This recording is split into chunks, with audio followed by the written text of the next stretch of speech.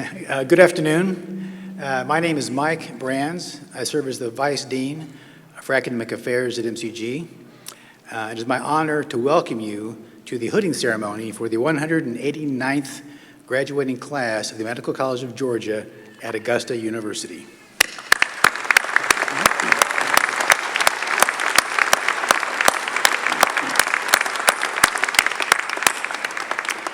Now I'll ask you to please stand for the singing of our national anthem by members of MCG's a cappella group, the SeroTONEins.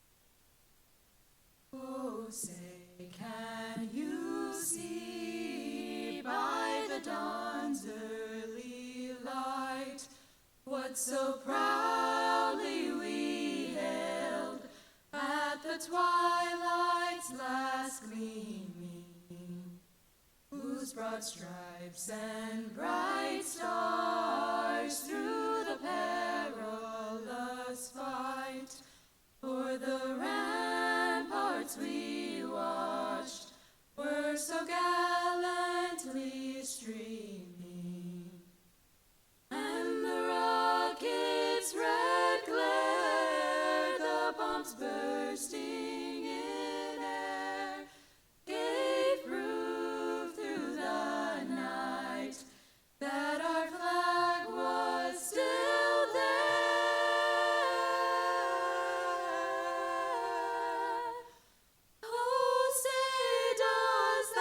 Star-spangled banner yet wave for the land of the free and the home of the brave.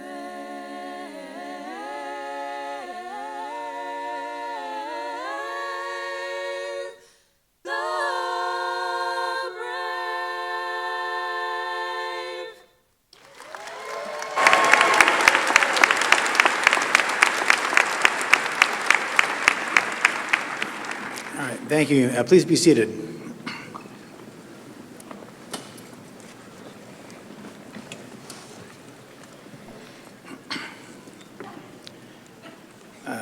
President Keene, Dean Hess, Dr. Nuss, distinguished guests, faculty, family, friends, and of course, the graduating members of the class of 2025. First order of business is for me to thank everybody who helped put on this fantastic event, ceremony. Dr. Jennifer Tucker and Dr. Chris Watson and the fantastic staff in academic affairs led by Elise Vega and Diane Riff, volunteers from the Dean's office, numerous students from other classes here you see in their white coats helping all over the place, public safety, parking, everybody pitched in to make this a fantastic event, so please help me thank them.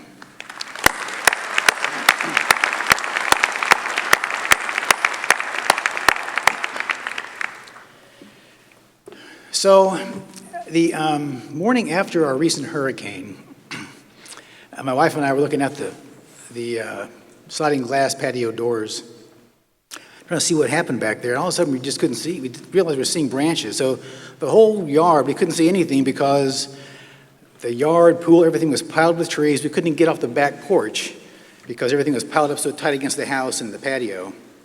Dogs couldn't even get out. The front door, we couldn't get off that porch either. So I went back and changed clothes. My wife said, what are you doing? I said, well, I'm going to start cutting. She said, you're crazy. You can't cut all that. I said, well, that's not really the way I was thinking about the problem. And I learned this actually as a child. So the way we actually heated our TV room when I was growing up in Missouri was a fireplace. And so every winter, my dad would chop down a tree, hand me a chainsaw and a rake, and have at it. So to a 12-year-old kid, that's a pretty daunting proposition to see this giant tree you've got to do. But there's nothing for it but to start. So I bring that up to you because you're ready to start this brand new endeavor, challenge in residency. I've used this kind of philosophy in approaching big problems my entire life. So from watching my daughters go through residency, you get out there and you have this new thing, you got to learn a new system, you're in a new role, a new place, you've moved probably, trying to get your house set up, maybe your spouse has to get a job, maybe the kids have to get in school, you feel stupid, you're the dumbest person out there, everybody around you is smarter than you are, and every day you feel worse, you're farther and farther behind, and if you don't pass your boards, you can't pay your bills back, and on, and time out. There's no scenario where you can solve your entire life in one sitting. So that's kind of how I've approached it. So I go back to this scenario of cutting these branches. I can't fix the whole yard at once. I can do it one branch at a time. I've seen people over and over throughout the years, they get so psyched out by the enormity of a problem ahead of them, they don't even start. They're paralyzed with fear. They'll escape. They'll go off into a TikTok black hole somewhere, or they'll go to some other darker avenues for escape. So there's ways to get out of it. They're just afraid to face a problem. They won't even apply for new jobs because the challenge seems so big. It's a wrong way to look at the problem. You just look down and say, I'm going to cut that branch. You've just got to start anywhere. Pick anything, any part of the job, pick a branch and start cutting. And then cut the next branch. And don't look up and see how many more branches are left, because that's not the problem you're trying to deal with. You have that branch to cut. Problem solved. Problem solved, problem solved. It's therapeutic. You're going to hit a snag along the way. A branch is going to smack you in the head, knock your hat off and your sunglasses. When that happens, you cuss mightily. Darn you, branch. You really let it have it. But you put your hat back on, take a little extra pleasure in cutting that branch off. Maybe cut it 2 or 3 more times just to show who's boss. Sorry, I've digressed a bit down my own personal journey there. We'll walk it back. But the point is really just to go one branch at a time. I've always thought this yard work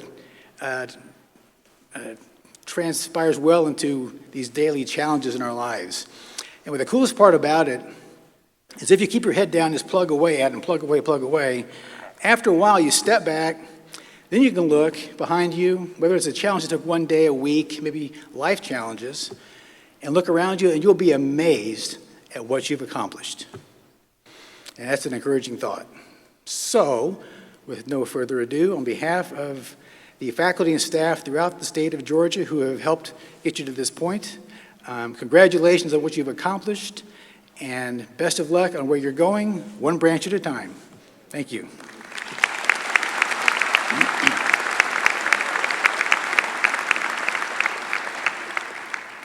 And it's now my pleasure to welcome to the podium our Dean of the AU-UGA Medical Partnership Campus in Athens, Dr. Shelley Nuss. No branches for me. Well, welcome everybody. So happy to be here on this glorious day, and just so proud of the work that everyone's done and the support from all the parents. But I'm here to just really bring welcome from the Medical Partnership. This is the 12th graduating class, actually, from the Augusta University of Georgia Medical Partnership. Just want to say congratulations to everybody. You have accomplished so much. The accomplishments are many, and many of you will reflect on this as one of the most fond parts of your life, but I tell you, there's a lot more fondness coming ahead of you as you're on this journey. It is going to be demanding, it's going to be a lot of hard work, but each of you will touch countless lives and have that opportunity to do that. And it's just such a remarkable experience, and I think that you will continue to enjoy that. Today, though, we really welcome you as our new colleagues into the practice of medicine. Your hard work clearly has paid off. We are completely confident that MCG has prepared you, and you are equipped to face any challenge that lies ahead of you. I want to again thank Augusta University and the University of Georgia for the partnership that we've had over the last nearly 15 years. And again, our heartfelt thanks goes to everyone in our community and our faculty, preceptors, and administration for making really an unparalleled experience for the students that are in Athens. I'll just end on this, that as you embark on your journey beyond MCG, we want you to come back to Georgia. I think you'll hear that a lot from people today. we have a shortage. We want you to go out and be strong and do things, but we would love you to come back. Please keep the patient at the heart of your practice, right there in front of you. Keep that humanism with you in medicine. And remember, you're bringing to your bedside not just your knowledge and skills, but it's all those other skills that make you the amazing physician that you're going to be. It's the compassion, the empathy, and the patient care that you're going to provide. So from all of us, again, congratulations to the class of 25. We're so proud of you. Please cherish and savor the moment. And for all the moms out there, it's a very happy Mother's Day weekend, so congratulations.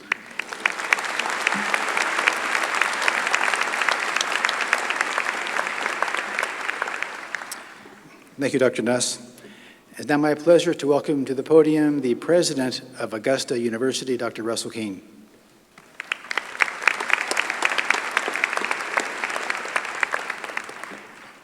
Well, good afternoon, Medical College of Georgia's class of 2025.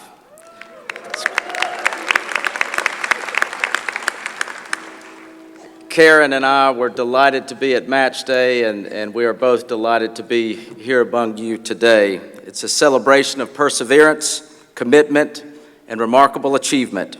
We honor the years of hard work that have brought each of our graduates to this milestone moment, and their families and support systems. As you don your hoods and take your place among the proud, nearly 200-year legacy of the Medical College of Georgia, know that your expertise and compassion will shape the future, advancing medicine, strengthening communities, and transforming lives. Speaking of transforming lives, stay connected to MCG. The Medical College of Georgia has been your training ground, your home, and your launch pad, and it will always, always be here for you as a community, as a family, and as a place that celebrates your growth and success. We are all incredibly proud of you. Congratulations on all that you've achieved and all that lies ahead.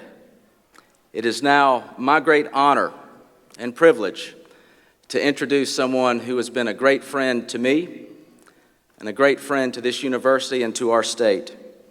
He's a leader whose dedication, intellect, and work ethic have made a lasting impact on our state.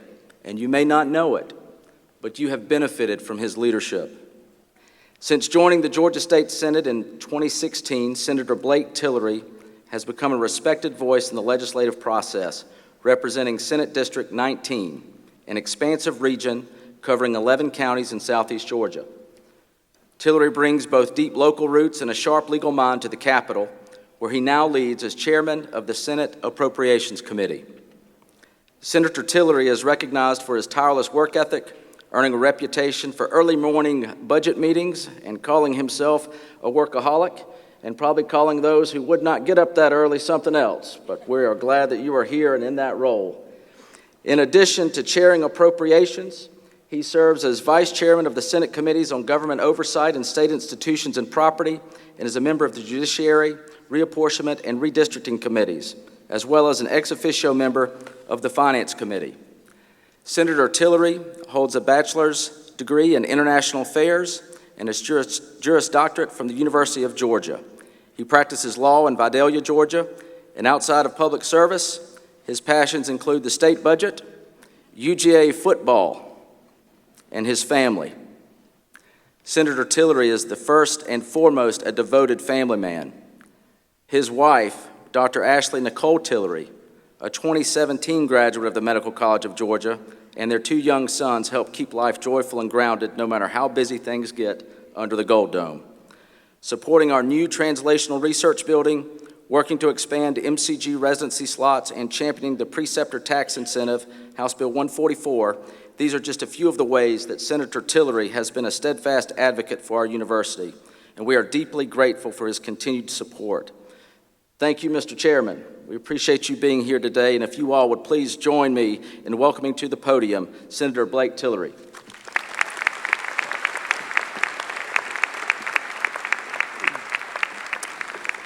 Thank you, President Keene. My goal is to be shorter than his introduction.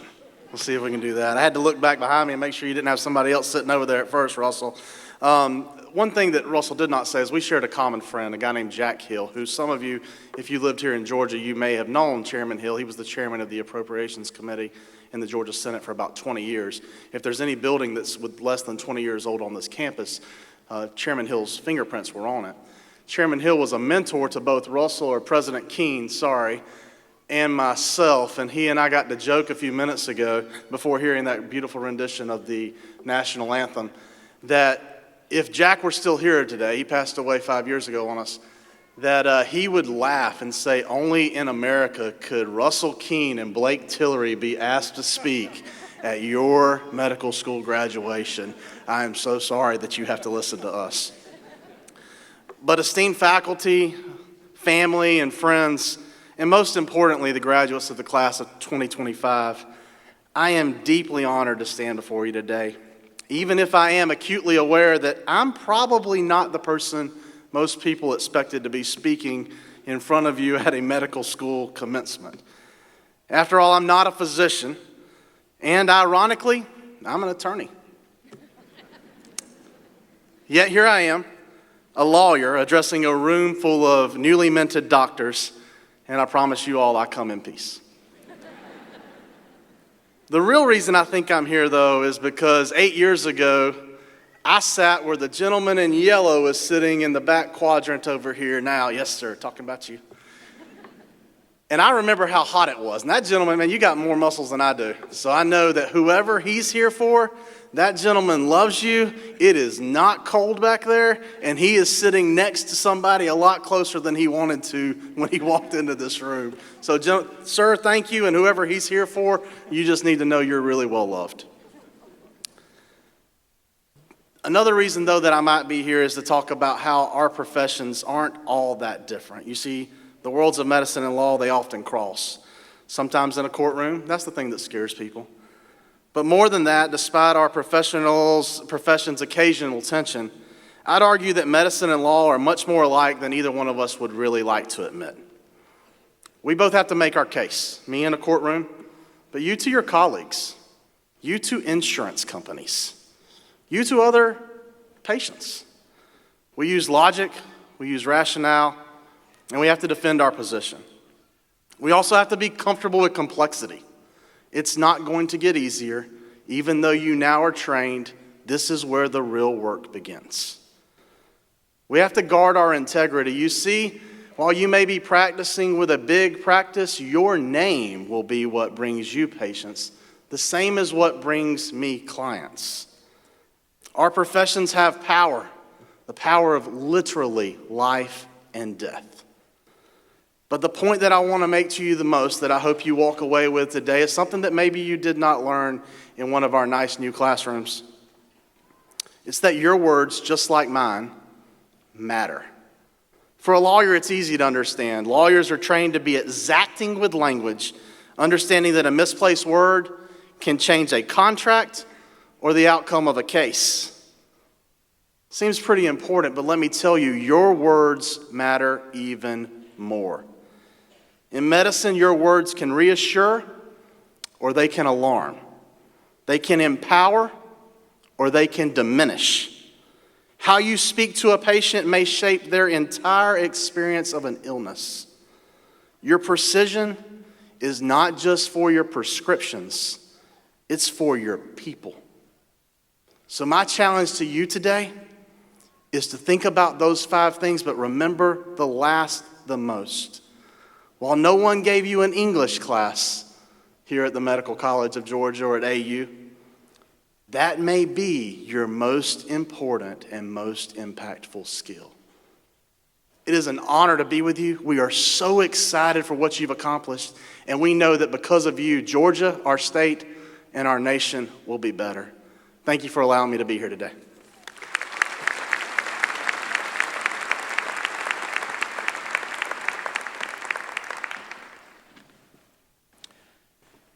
It's now my pleasure to introduce the Dean of the Medical College of Georgia, Dr. David Hess. Thank you, Dr. Branson. First, I want to congratulate the class of 2025, but I also want to congratulate the parents and the loved ones, spouses, and everybody who got you here. Last night, I was sitting next to Brandy Gu, MD, PhD's family, and they came all the way from Hawaii. Hawaii. Is there anybody here that came further than Hawaii? Oh, wait, where did you come from? Germany. All right. Jennifer Scott, our communications and marketing director, is going to interview all of you. So stand around to the end to put in the dean's diary. I want to find out who came the furthest. We'll have a special award. But that's wonderful. But I want you to stand up and thank your parents, your loved ones, and your spouses, and all your friends that are here today. Just do that. We want some audience participation here.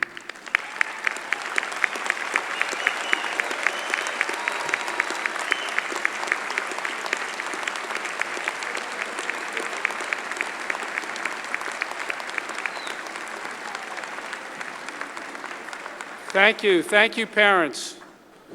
And you're all part of the great tradition, which is MCG. We go back to 1828. So that's the 13th oldest medical school in the country. We're also the 4th largest medical school in the country by first-year class. Now, some of you are wondering, does that mean this is going to be the 4th longest hooding ceremony in the country? If we're not careful, it could be, so I'll be brief. But our founder, Milton Anthony, epitomized the best in medicine. And I want our graduates to know that this is not a job you're entering. This is a vocation. It's a holy, sacred vocation. If it's a vocation, you'll be fine. Put your patients first. Milton Anthony, our founder, I call him the first MCG martyr because he died in the 1830s taking care of people dying of yellow fever. So that's how MCG was started. That was our founder. You come from all over Georgia. I think the secret sauce of MCG is that we're statewide. We have campuses all over the state. You also met Shelley Nuss. I would like the Athens Partnership campus to stand up. Shelley, lead them, come on. Stand up. All right. Now I would like, thank you, Mark. Mark, you're a hybrid. I would like to go to our Southeast campus, which is a new 4-year campus. Elizabeth Gray, you want to stand up for all your people?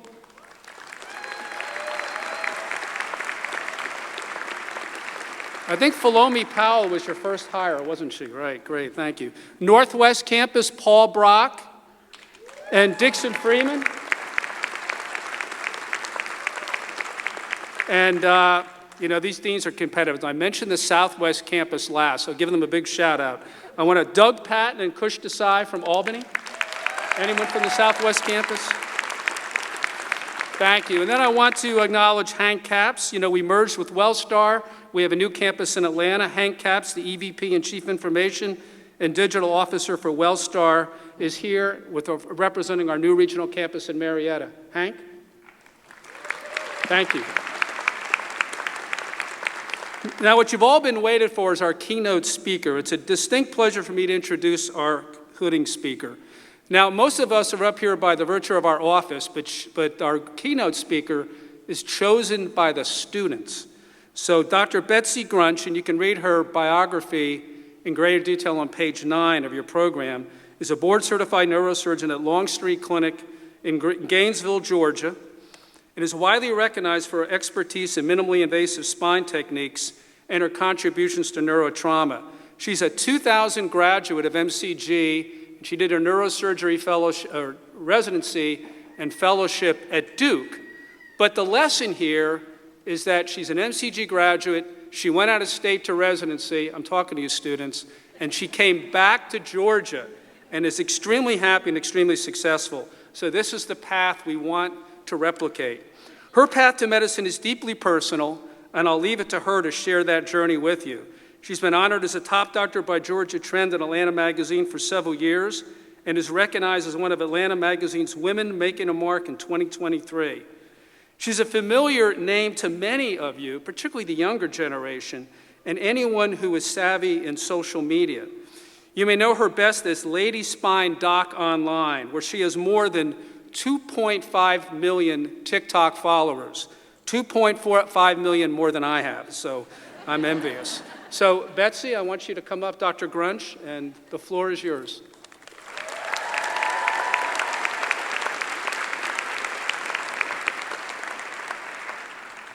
Wow. Thanks for having me, guys. This is exciting.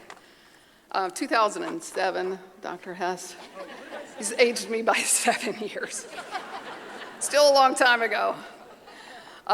It's such an honor to be back here at MCG. I mean, that's what it's called, right? MCG still. I think since I left here, this place has changed more names than a witness in federal protection. So I have to admit, walking back here into Augusta gave me flashbacks so vivid that I almost started sweating like it was anatomy lab all over again. But 18 years ago, seems like a long time ago, I left this place with a diploma, a pager, yeah, we still had those back then, and a caffeine addiction. And today I returned with maybe a little bit less hair, more gray hairs, we can't tell because, good thing up for hair coloring, and mercifully no pager. So I'd call that progress. But let me start with the obvious. It's truly an honor to be here today, not just as a neurosurgeon and a fellow physician, but as someone who sat exactly where you were almost 18 years ago, full of caffeine, dreams, and a deep, unwavering uncertainty and fear of the future. Back then, I never imagined that I would be up here giving this speech today. Honestly, I was just trying to survive morning rounds and not get yelled at by my chief resident. So I loved my time here in Augusta, all the drives down Washington Road, late nights in the library studying. But life has a way of surprising us. Since I graduated from this very medical school, I've been on quite the journey. I had a grueling residency, a whole lot of scrubbing into surgery, and unexpectedly, through TikToks and Instagram Reels, explaining neurological diseases and dancing to Beyonce. So it turns out even neurosurgeons can go viral. But don't let the followers fool you. I didn't become social media famous because I had perfect answers or great hair. I just showed up as myself, honest, flawed, funny, or I think I'm funny, tired, very tired. And I talked about what it really means to be in healthcare, the sacrifice, the humanity, and the hope. And that's why I'm here today, to give you not just a highlight reel, but to really remind you of how powerful this profession is, how vital you are to the communities you'll serve, and how important it is to take care of yourself while you take care of others.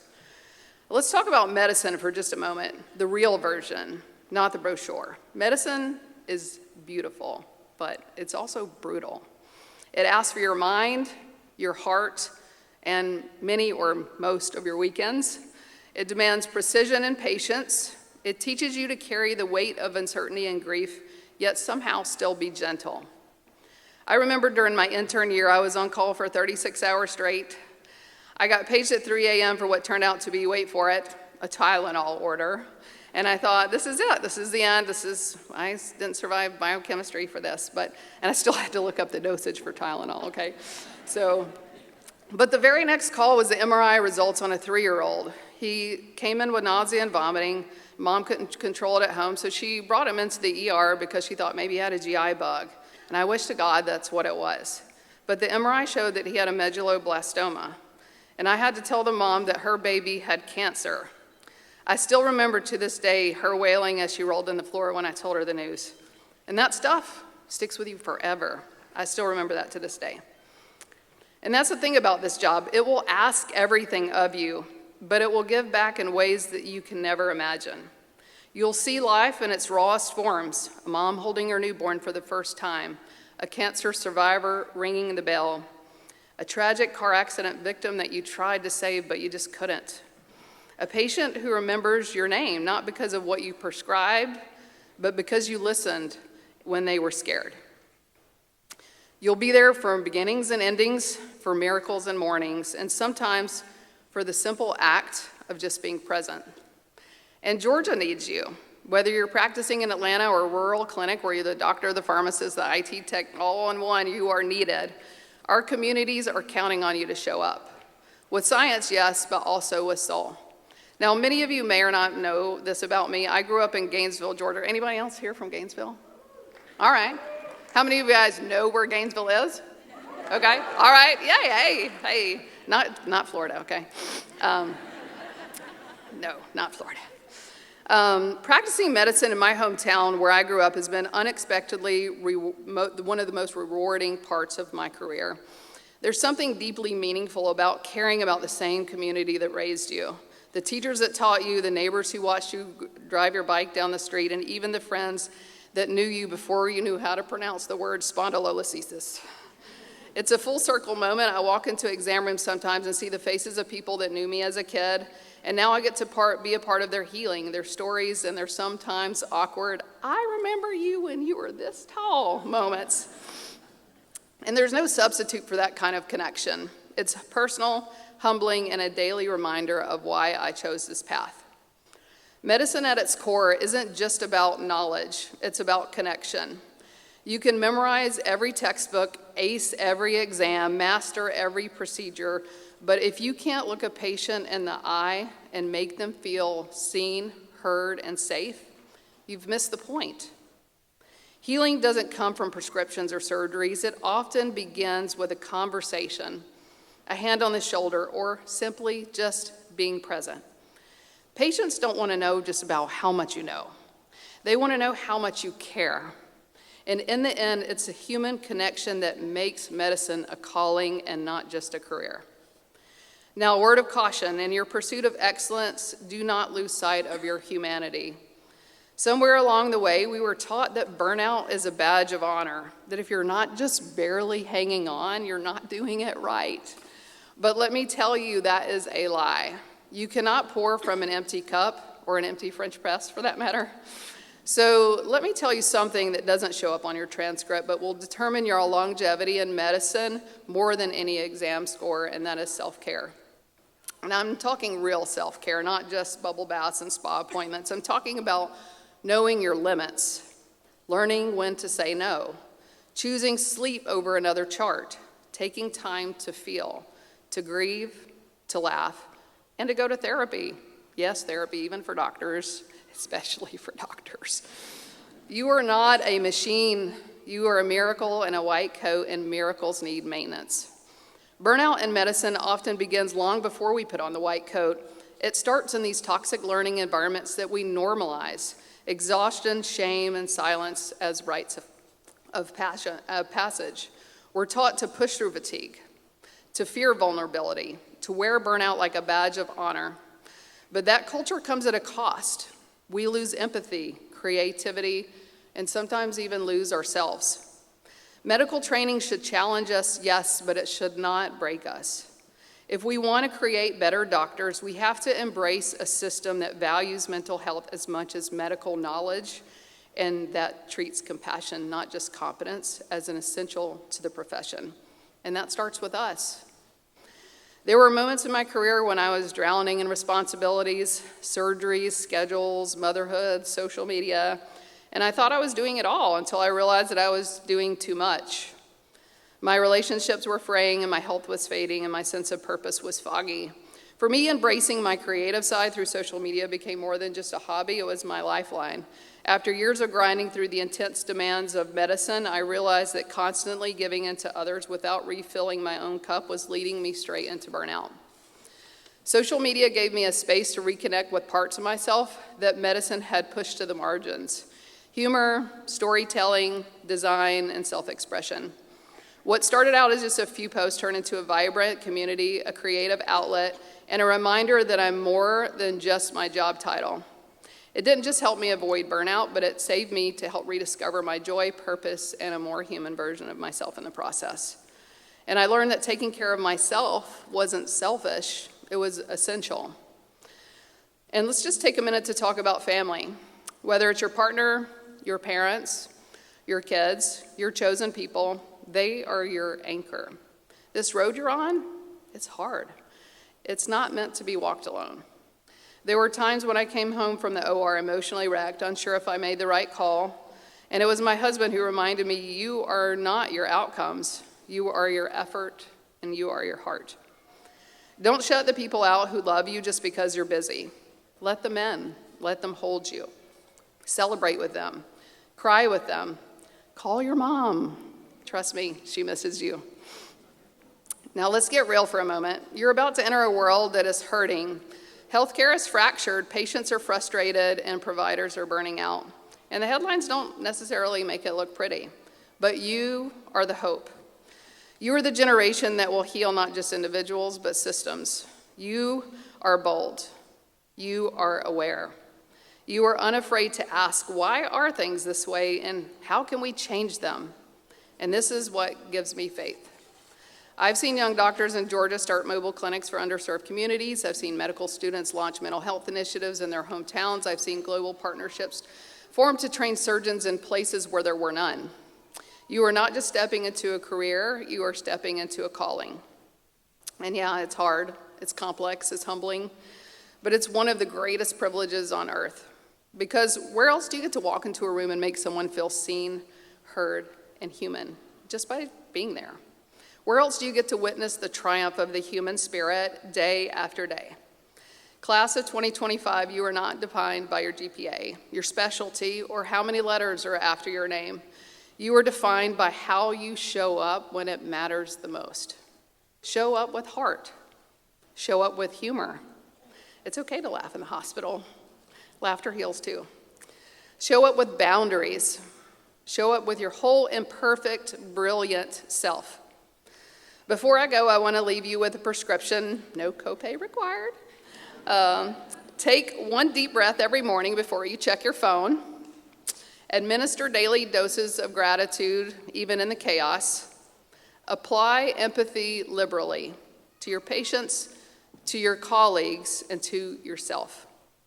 Repeat the mantra, I am enough, as needed, which is often. And refill your joy, because joy is a medicine too. So today I celebrate you for surviving medical school, for choosing this path, for daring to care in a world that desperately needs healing. As I stand before you today, I'm reminded of how far we've come, both as individuals and as a collective. You are now part of a legacy that extends far beyond this institution, one that's defined by resilience, compassion, and an unwavering commitment to serving others. You're not just entering a profession, you're entering a calling.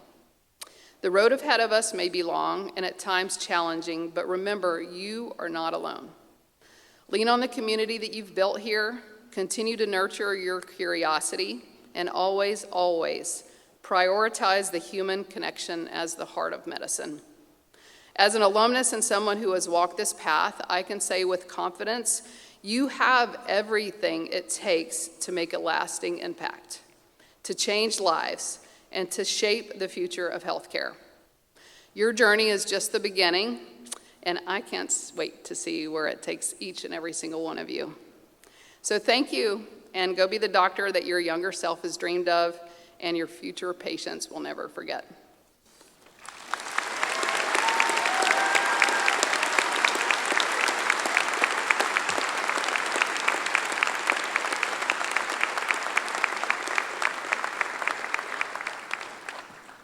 Thank you so much, Dr. Grunch, for that inspiring speech. So during this segment of our program, we have the opportunity to recognize several outstanding members of our faculty and senior class.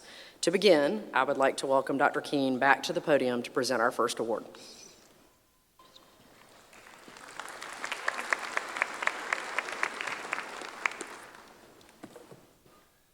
All right, this is special. The John F. Beard Award is a $40,000 annual award generously given by William Porter Billy Payne and his wife Martha to a graduating Augusta University student who exemplifies caring and compassion in healthcare. The award was established in 1998 in memory of Ms. Payne's father, who passed away from cancer in 1997. The award also honors President Emeritus Francis J. Tedesco and Mr. Beard's physician, Dr. Mark F. Williams, a 1988 Medical College of Georgia graduate who treated Beard during his hospitalization.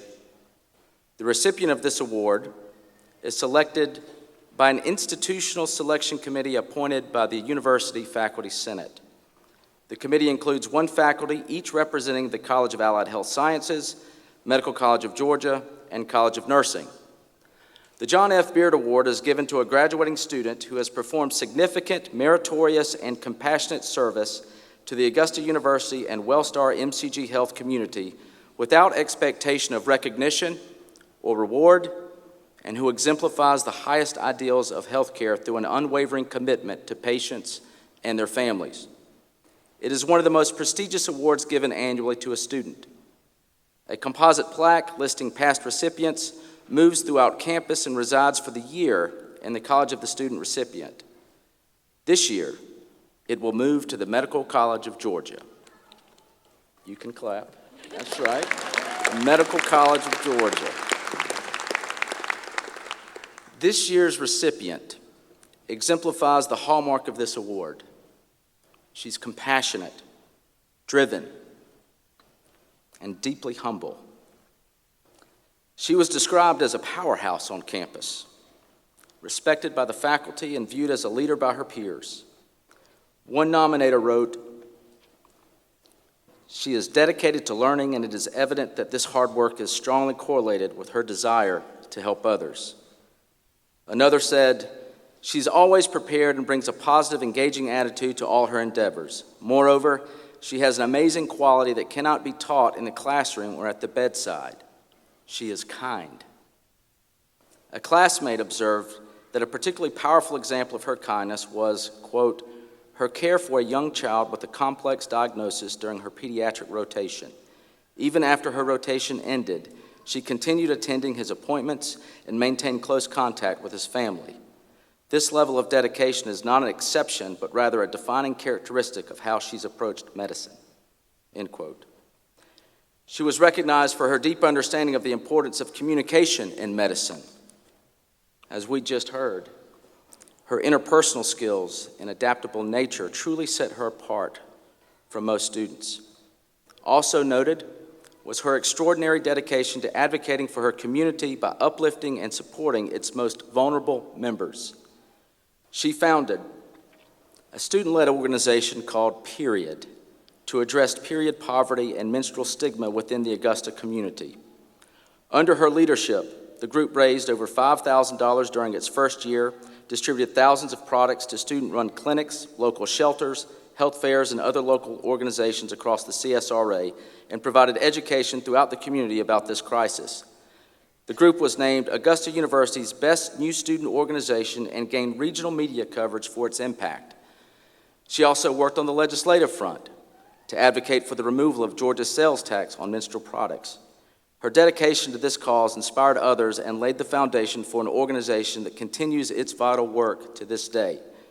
She is also a dedicated advocate for individuals experiencing intimate partner violence, IPV, and volunteered regularly at Safe Homes of Augusta, providing child care services and delivering educational presentations on women's health and childhood illnesses. Recognizing a gap in medical education, she expanded IPV training at MCG by developing a curriculum that now has trained over 400 medical students on IPV screening and intervention. She also served as a weekly mentor to adolescents through Resilient Teens and Project Lift, programs designed to promote physical and mental well-being and support healthy, safe environments for youth. Her passion for women's health has also been evident through her medical training. She created educational videos on cervical cancer screening and labor pain management for the MCG YouTube channel and played a key leadership role in the MCG pop-up clinic in Savannah, which focused on delivering free health care services to unhoused individuals with a strong emphasis on primary care and women's health. Drawing on her experiences with these community-based programs, she participated in Innovate 2022, Solving Community Needs, where her team earned third place for a project focused on expanding access to eye health care service. One faculty member captured it best. In medical school, free time is rare and a precious thing. To see her consistently using her free time to advocate for her community and to continually find ways to leave it better than she found it is truly inspiring. Ladies and gentlemen, it is my distinct honor to recognize this year's recipient of the prestigious John F. Beard Award, Brooke Amero. Brooke, would you please come forward to accept your well-deserved award?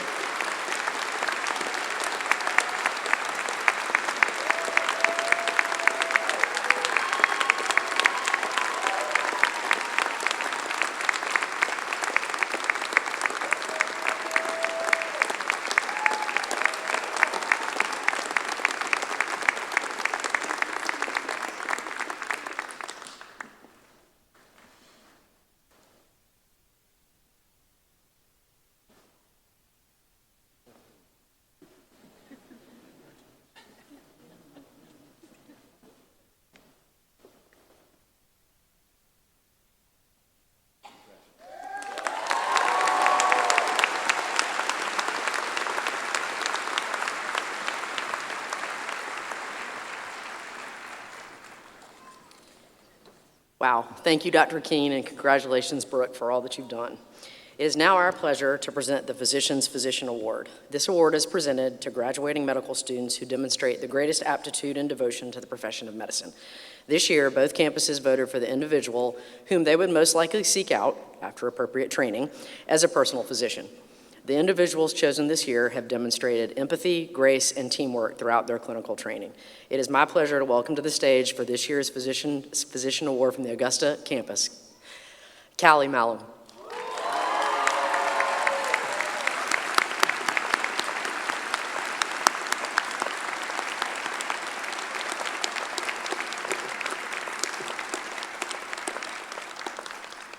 And from the Partnership Campus, the Physician's Physician Award goes to Catherine Street.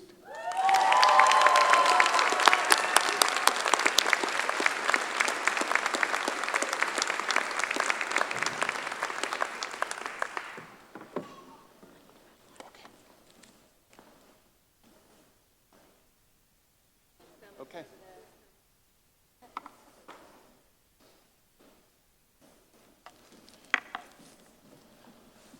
I'll use this chance to change the microphone a bit.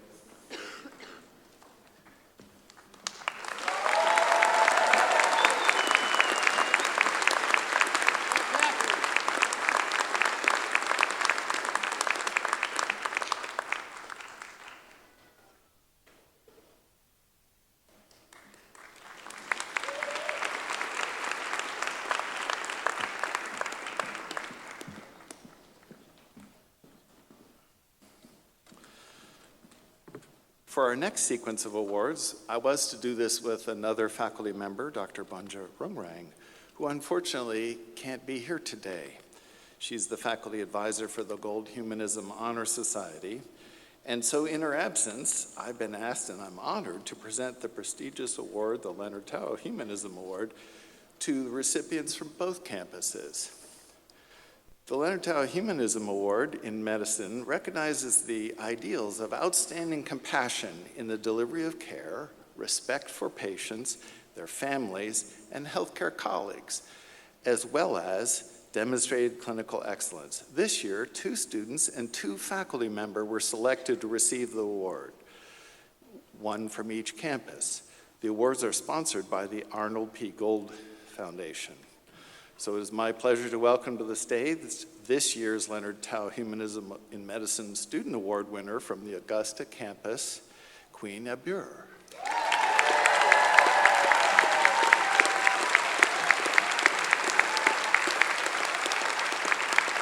I'll get to do that. And the student winner from the Medical Partnership campus, Will Evans.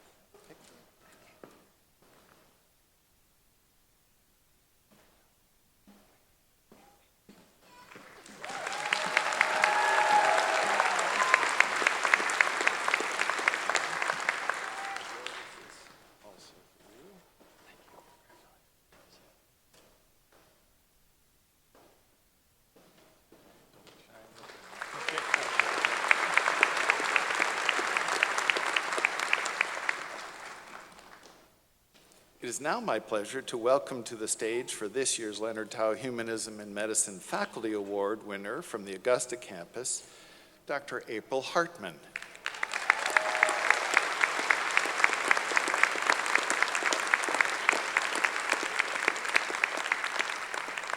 Sneaking up from behind.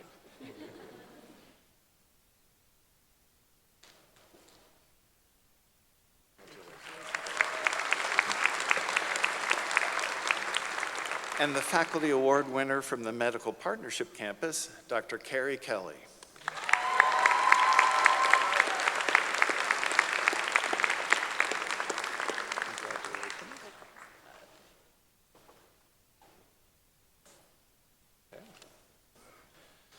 All right. Let's have a round of applause for all of our award winners.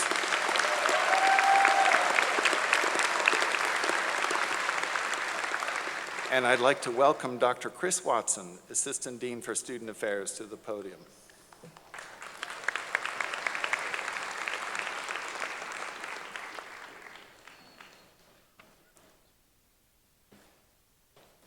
Class of 2025, now the part of the ceremony you've all been waiting for. Faculty, family, friends, these students before you have met all the requirements for the Doctorate of Medicine from the Medical College of Georgia at Augusta University. We will now begin the formal hooding portion of the program.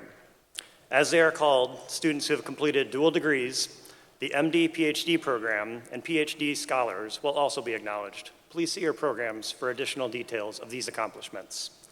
Will the student marshals please stand?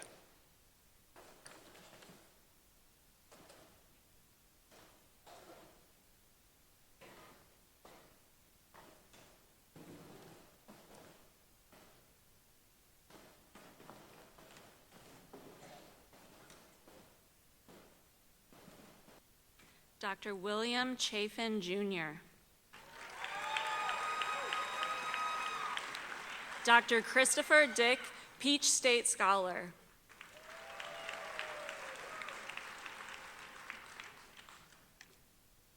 I need your card. Dr. Abigail Abernathy. You may now be hooded.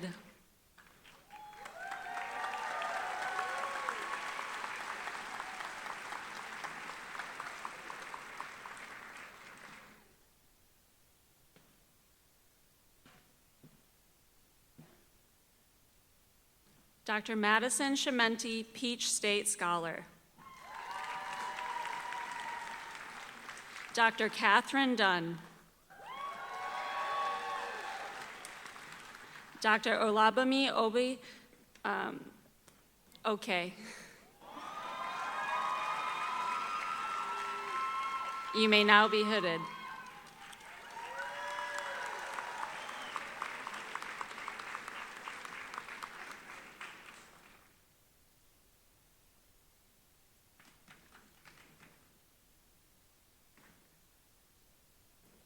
Dr. Samantha Feinstein, Peach State Scholar. Dr. Madison James.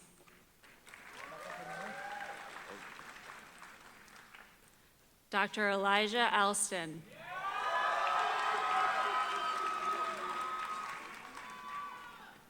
You may now be hooded.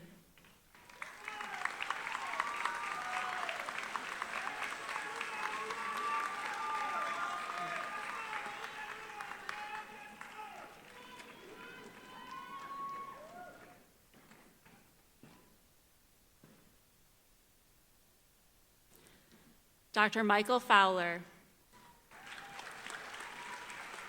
Dr. Vinay Mehta. Dr. Hannah Carrico. You may now be hooded.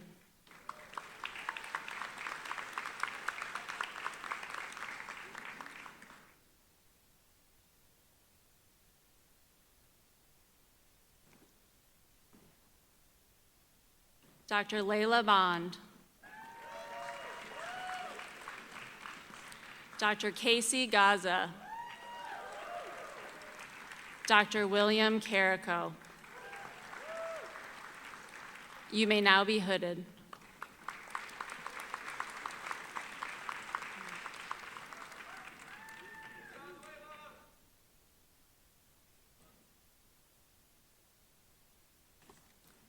Dr. Nisha Kashyap. Dr. Rushan Momin. Dr. David Thomas.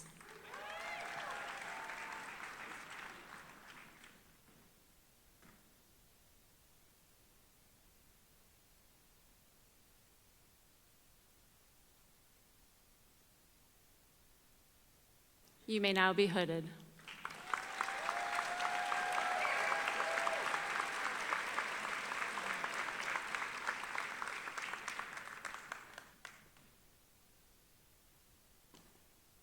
Dr. William Luke Ledford.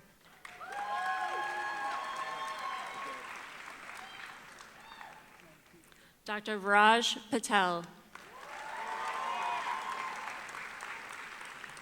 Dr. Rashi Ugrawal.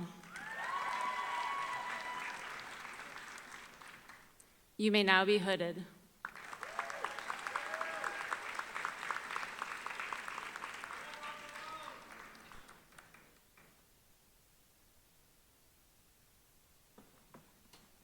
Dr. Callie Malum. Dr. Alexis Price, MPH. Dr. Heath Aston. You may now be hooded.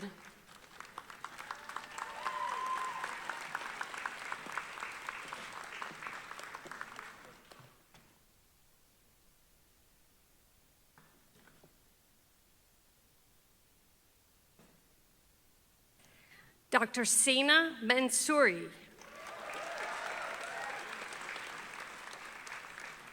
Dr. Brittany Sheffield.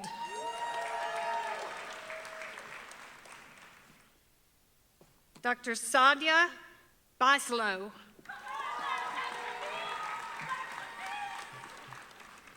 You may now be hooded.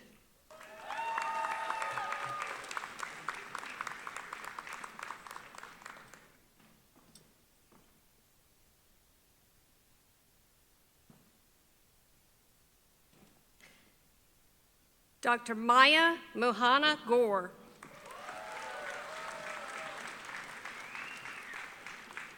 Dr. Katarina Massengale, MPH. Dr. Jordan Bothwell, Peach State Scholar.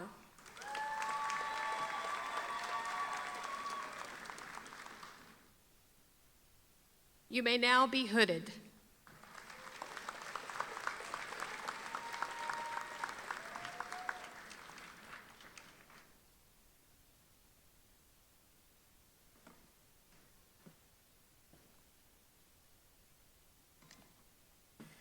Dr. Sara Atari.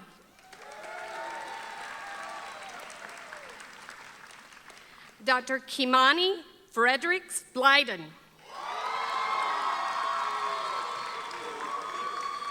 Dr. Michael Bruno.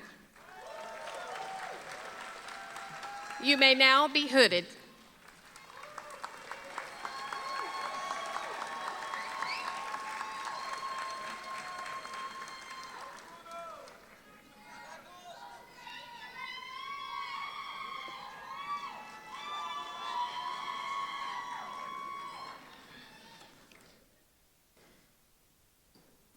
Dr. Sneha Chauhan.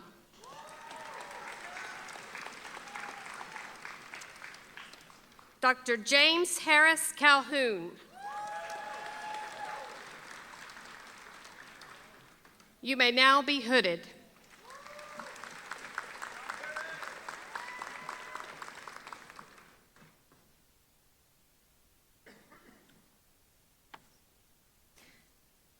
Dr. Simon Miller.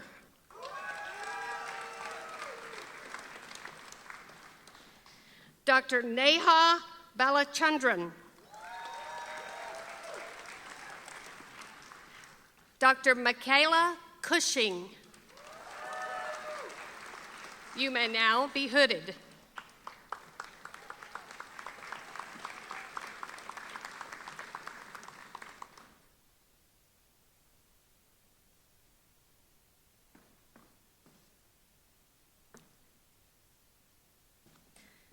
Dr. Tiffany Lehman.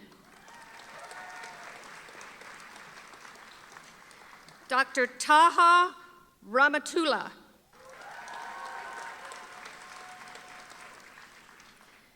Dr. Gabriella Duchesne. You may now be hooded.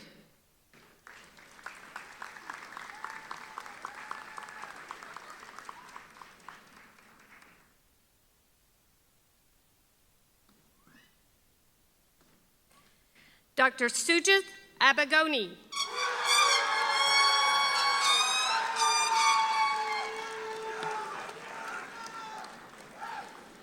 Dr. Danae Ramos.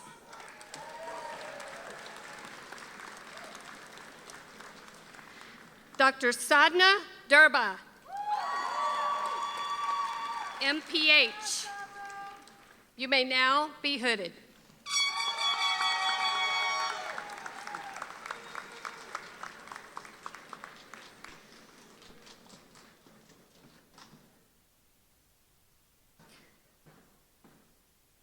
Dr. Yasmin Riyadagi Amina Ased. Dr. Catherine Brick.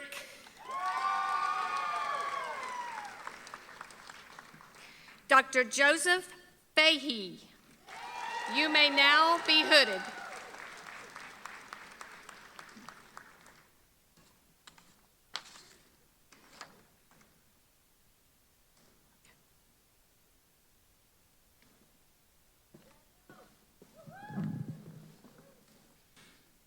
Dr. Nicole Ronchkowski. Dr. Shrestha Dubey. Dr. Mustafa Farouk. You may now be hooded.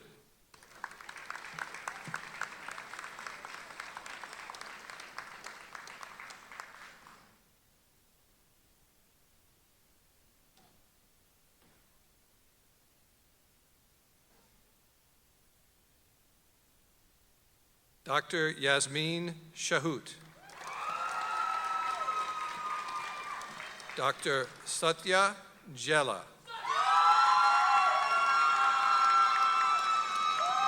Dr. Mishma Farsi. You may now be hooded.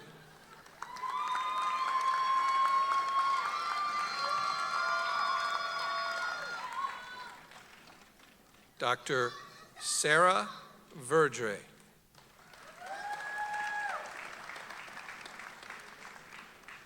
Dr. Unji Lee. Dr. Spencer Fields. You may now be hooded.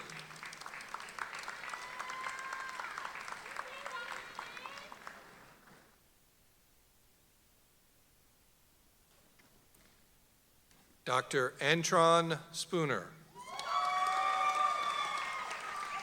Dr. James Mansfield. Dr. Susan Fields. You may now be hooded.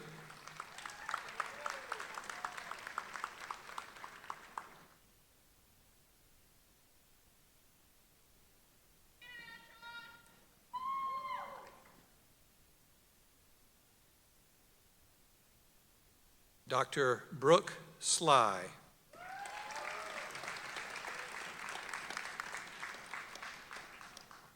Dr. Loretta Ngoye. Dr. Morgan Ray Folks. You may now be hooded.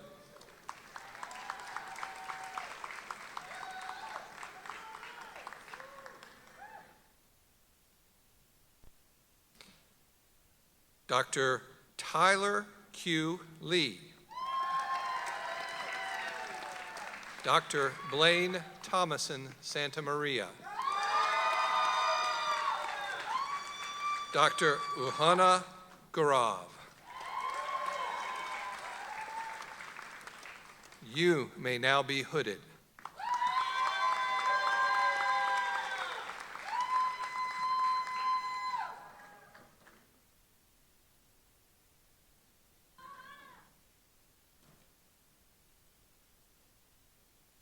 Dr. Meira Zibit. Dr. Lily Rubin. Dr. Salil Gamande.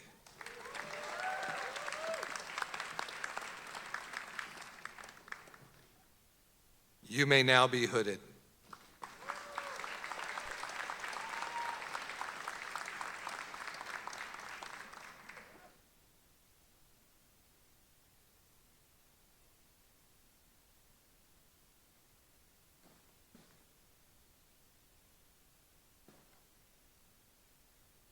Dr. Brenna Kincaid.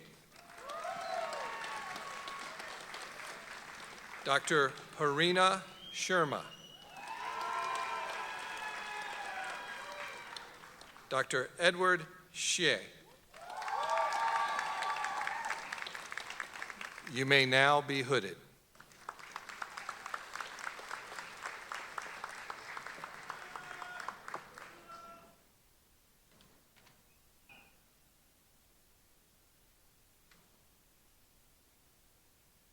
Dr. Tyra Kimbler.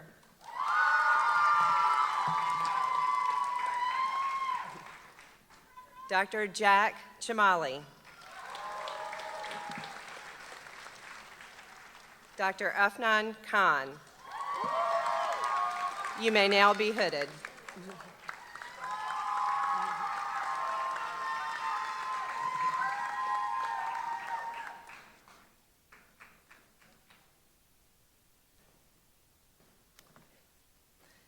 Dr. Hannah Myers.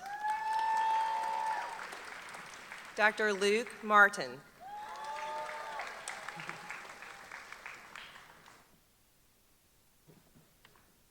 Dr. Alicia Khan.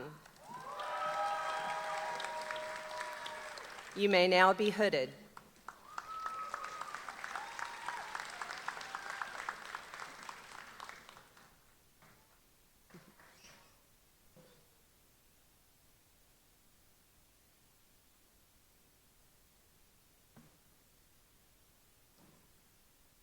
Dr. Megan Anandapa. Dr. Jillian Safai. Dr. Pierce Kudlata. You may now be hooded.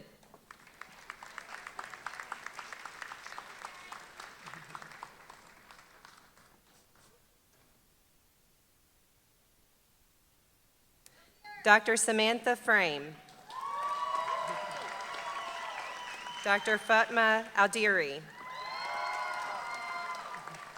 Dr. Aksha Sheth.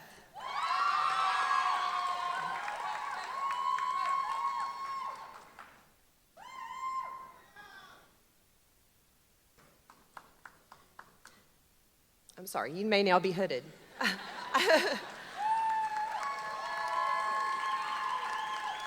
Sorry.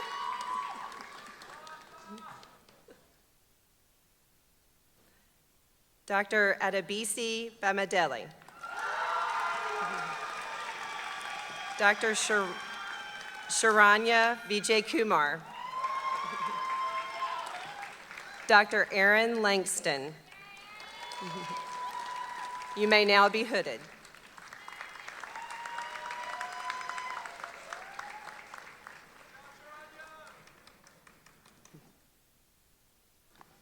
Dr. Kathleen McIntyre. Dr. Tommy Bowie, MPH. Dr. Lane Langston. You may now be hooded.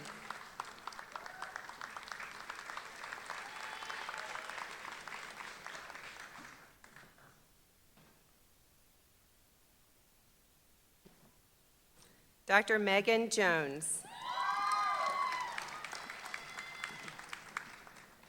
Dr. Stephanie Paris.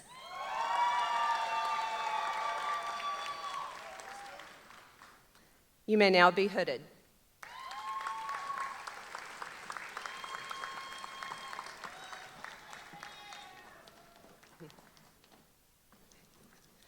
Dr. Morgan Victoria Town.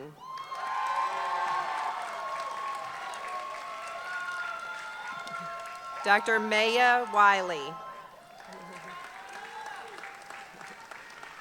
Dr. Jaron Longo. You may now be hooded.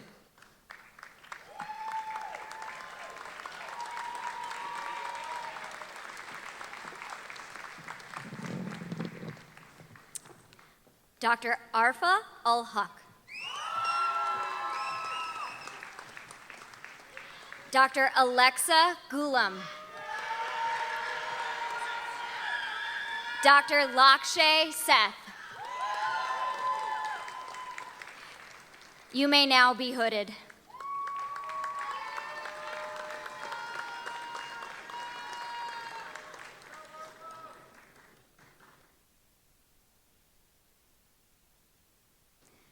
Dr. Florence Aram. Dr. Anusha Gadapudi.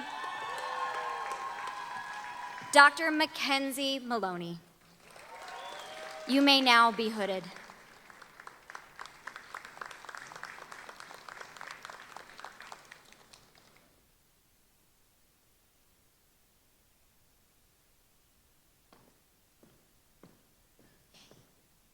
Dr. Mia Von Gall.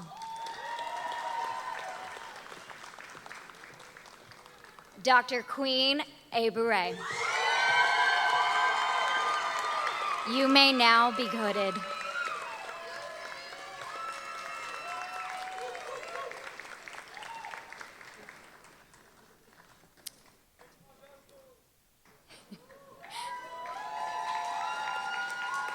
Will the next wave of hooders please come forward?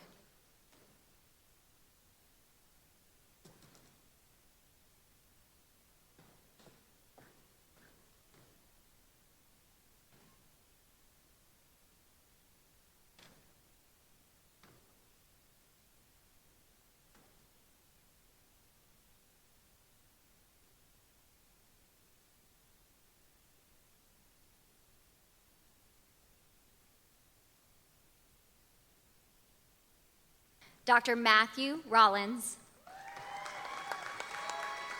Dr. Mark Bernstein. Dr. James Logan Ballard. You may now be hooded.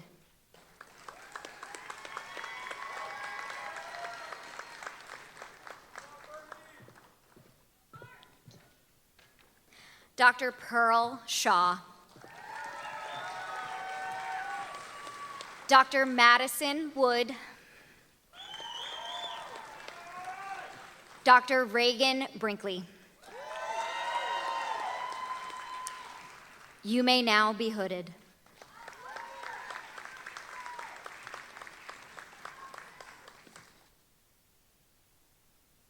Dr. Nagaraj Swaminathan. Dr. Samantha Brenner. Dr. William Pearson. You may now be hooded.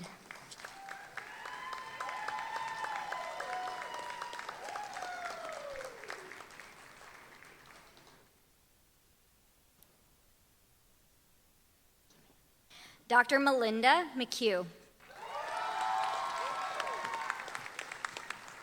Dr. Lisa Baraganya.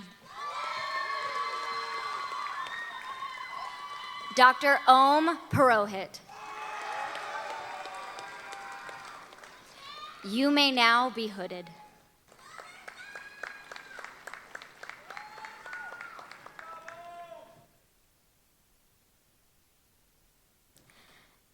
Dr. Blake Hamill.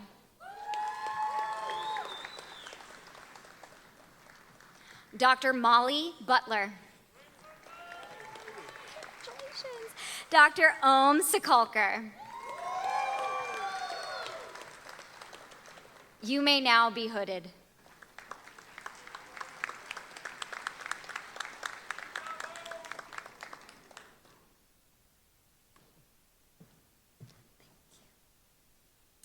Dr. Ian Nino Kenji Kabahug.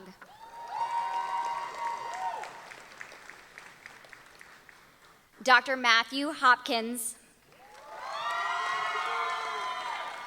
Dr. Caroline Shaver.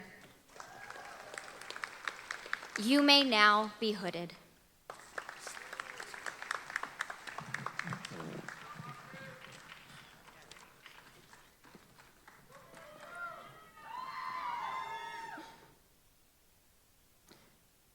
Dr. Kelsey Fuchs.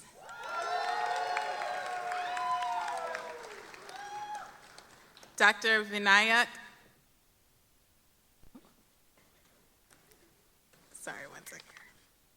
Aaronareth.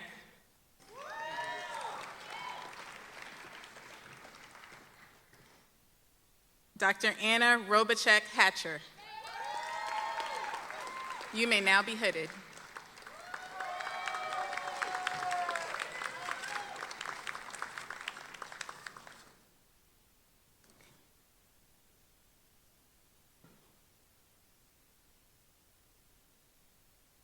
Dr. Mohini Garapure.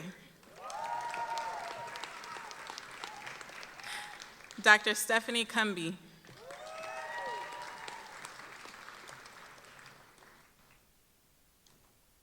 Dr. Preeti Reddy. You may now be hooded.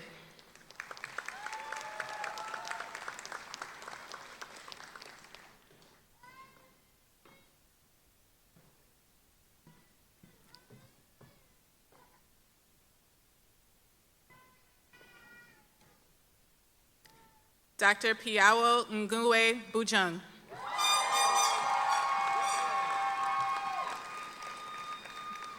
Dr. Hannah Huang.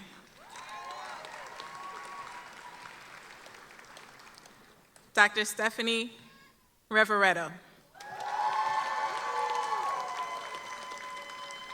You may now be hooded.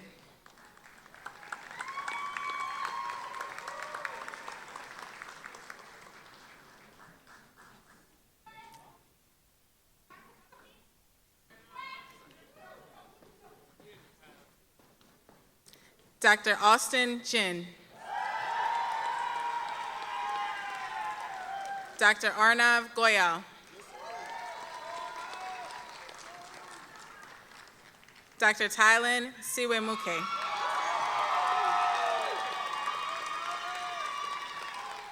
You may now be hooded.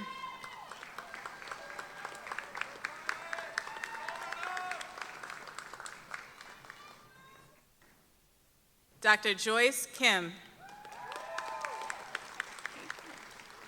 Dr. Elizabeth Snyder.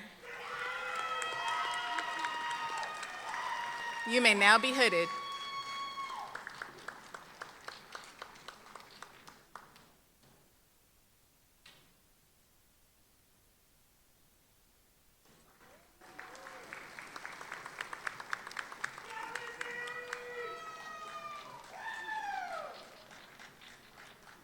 Dr. Luke Scanlon.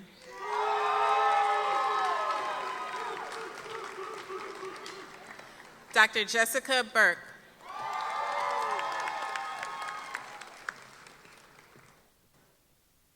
Dr. Evie Woodard.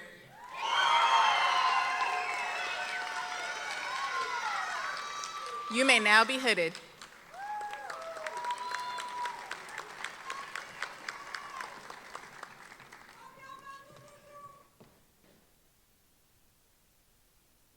Dr. Caitlin Smaha. Dr. Siddharth Satuluru. Dr. Nicholas Orris. You may now be hooded.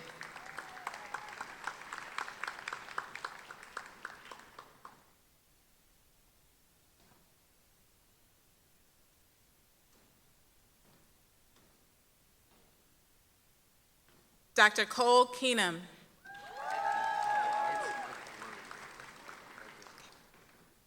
Dr. Grant Whitebloom. Dr. Olivia Keenum. You may now be hooded.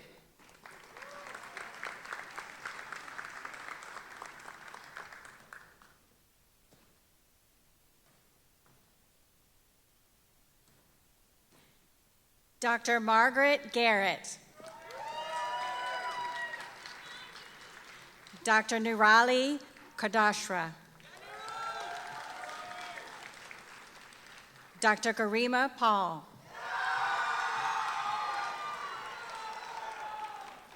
You may now be hooded.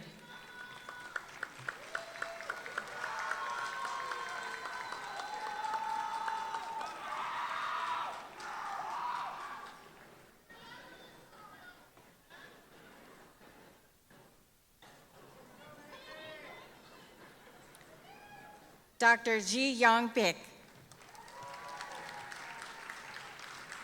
Dr. Brianna Abernathy. Dr. Ramalakshmi Thaluri. You may now be hooded.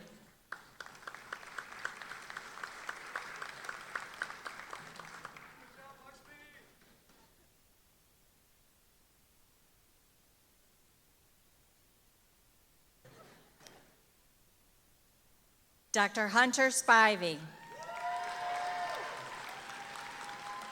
Dr. Michelle Lin.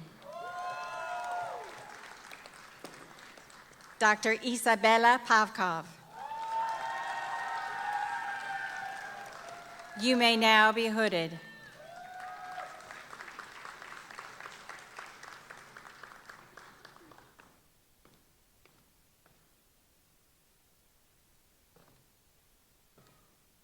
Dr. Brian Baisden. Dr. Stephanie Jiang. Dr. Neva Surendran Macha. You may now be hooded.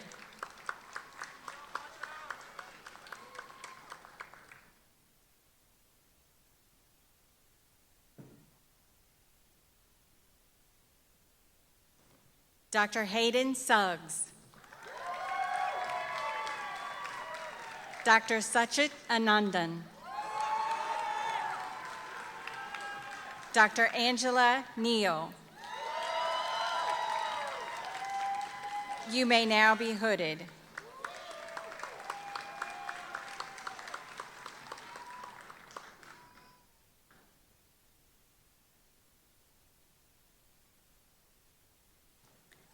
Dr. Jessica McElrath, Peach State Scholar. Dr. Mary Beth Kepsel. Dr. Nicholas Owings. You may now be hooded.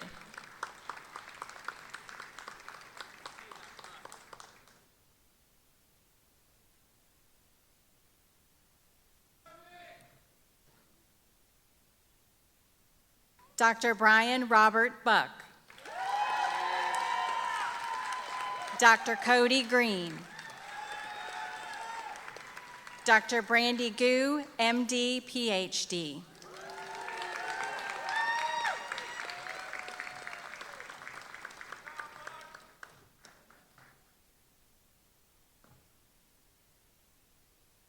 You may now be hooded.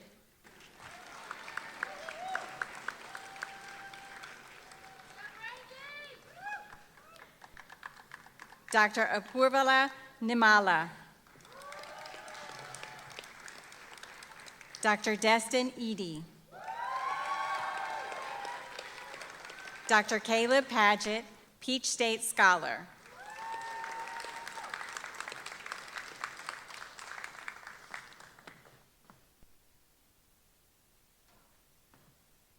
You may now be hooded.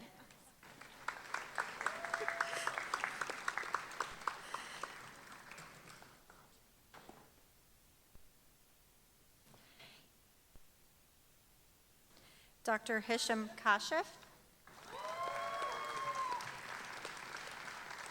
Dr. Emma Hazenberg.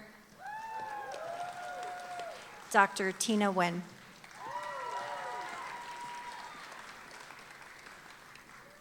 You may now be hooded.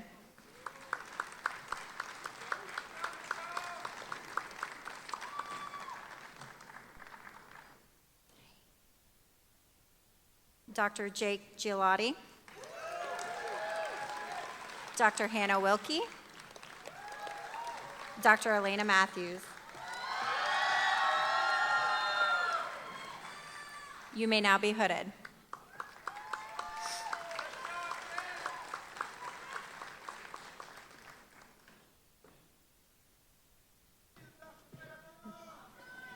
Dr. Summer Jefferson. Dr. Bino Patel.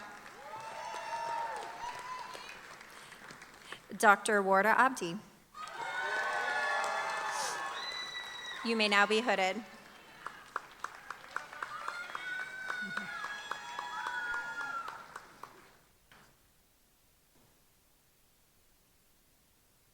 Dr. Brandon Hodges.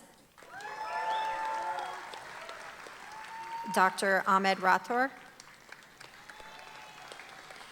Dr. Brianna Taylor Nicholson, Peach State Scholar. You may now be hooded.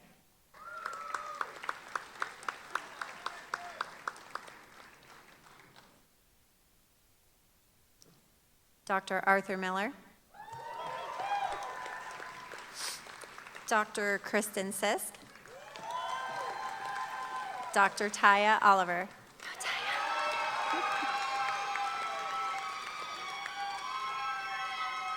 You may now be hooded.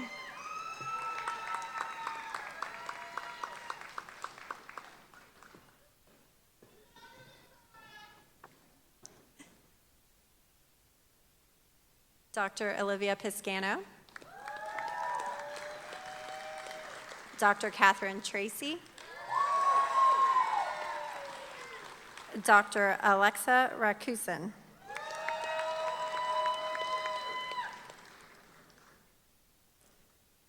You may now be hooded.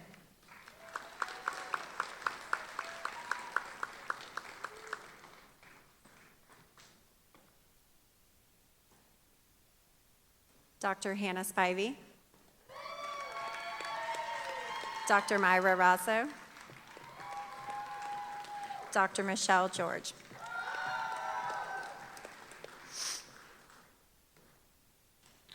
You may now be hooded.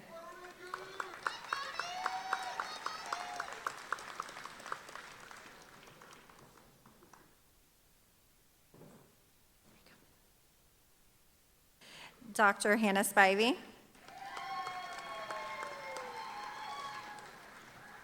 Dr. Sarah Kate Dorr, MPH.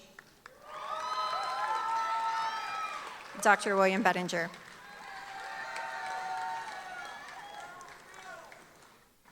You may now be hooded.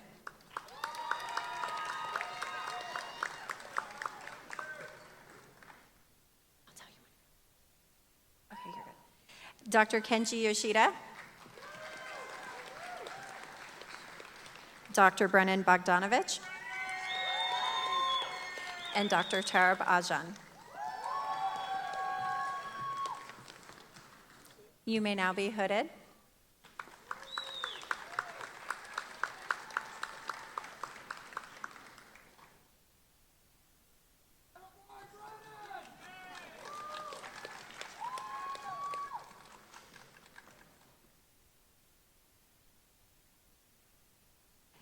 Dr. Brooke Amaro.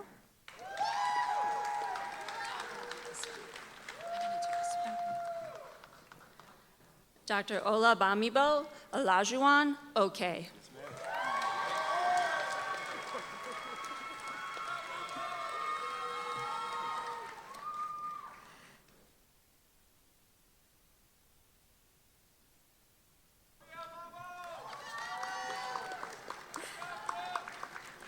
I did want to recognize Dr. Hannah Wilkie also received an MPH. I did not say that earlier, so give her a round of applause. I'm sorry about that.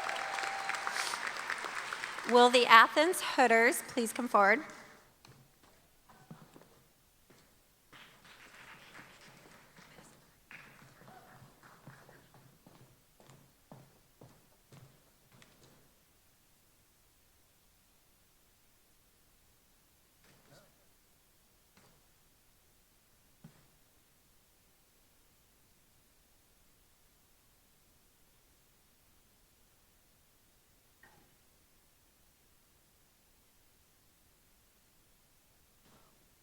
Dr. Nabil Ahmad.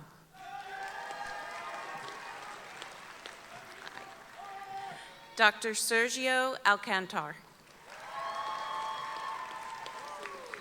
Dr. Brennan Anderson. Dr. Joseph Cleland.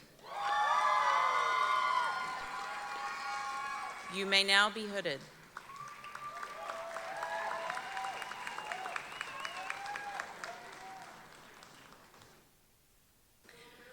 Dr. Samuel Coppola.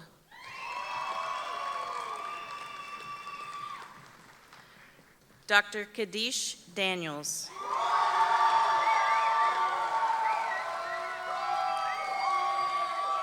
Dr. Lori DeMonico. Dr. Marisol Escanuela.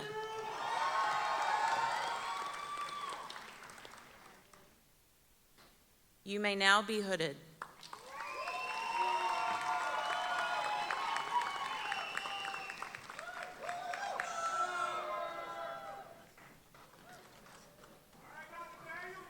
Dr. Will Evans. Dr. Shireen Farouk. Dr. Kate Forensic. Dr. David Filston.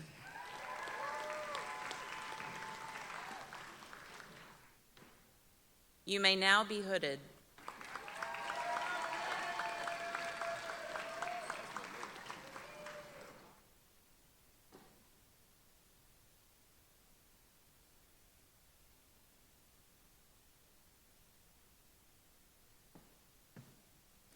Dr. Christine Go.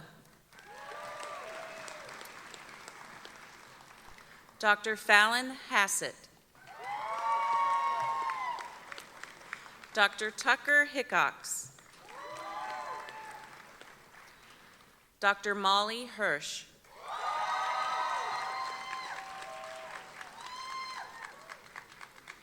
You may now be hooded.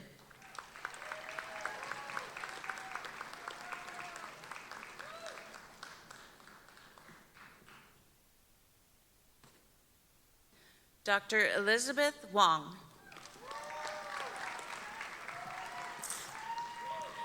Dr. Chandler Johnson.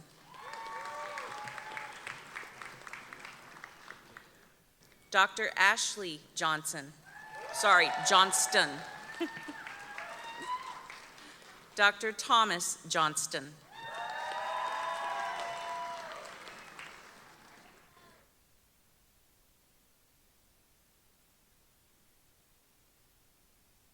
Oh, you may now be hooded.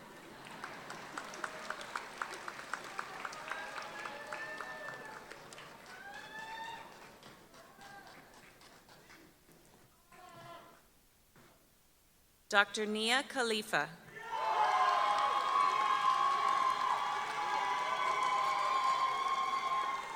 Dr. Jackson Kelly.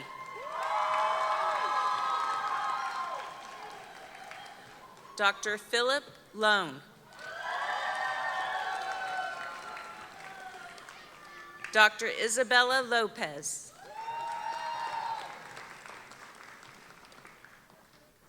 You may now be hooded.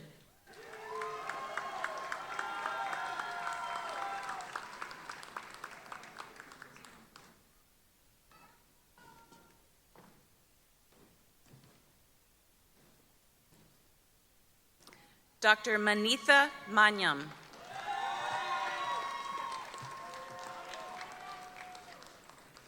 Dr. Jordan Mixon. Dr. Robert Moody.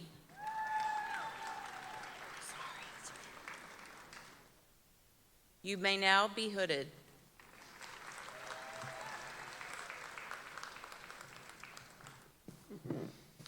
Apparently I specialize in dramatic pauses, so we'll try it. Dr. Miles Morgan.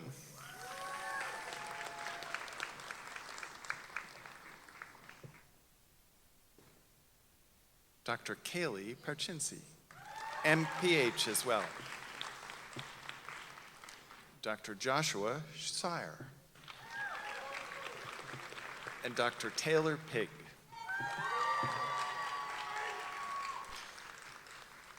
You may now be hooded.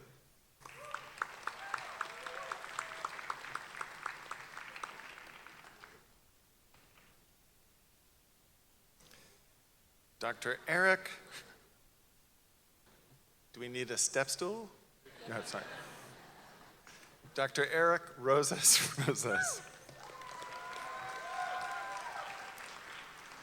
Dr. Elizabeth Ross. Dr. Laura Rush.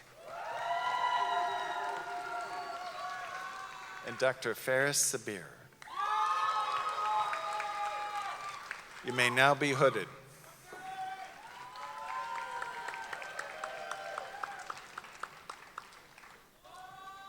Don't leave me hanging.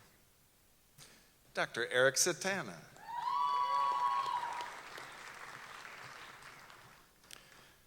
Dr. Sashi Sastry.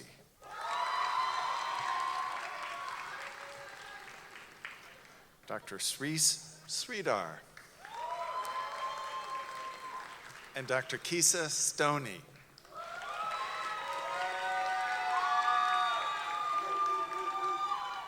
You may now be hooded.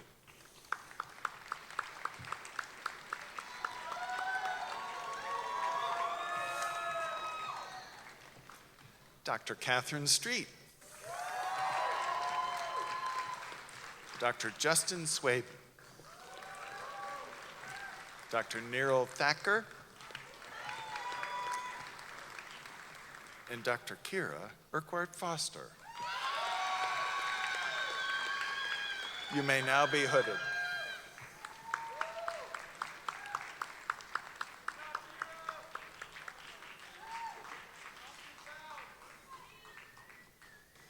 Dr. Shane Vajan.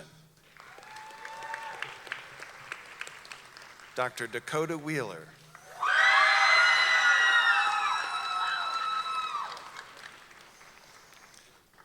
Last but by no means least. Oh, I'm so sorry. Not me. Sorry.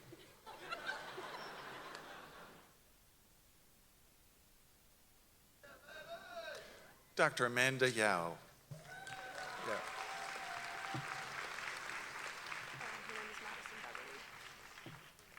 Oh. Madison Beverly. Dr. Madison Beverly, everyone.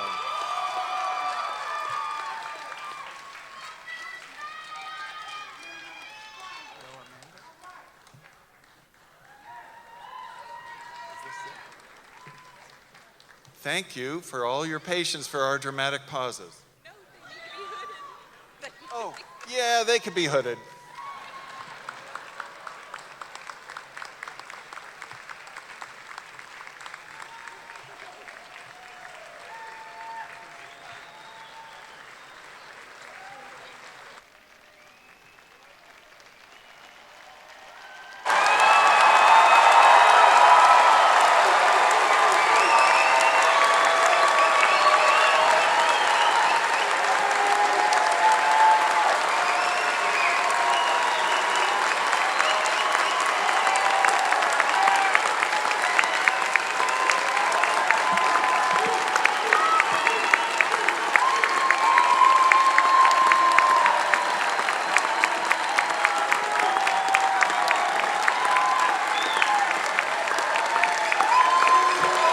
Big announcement.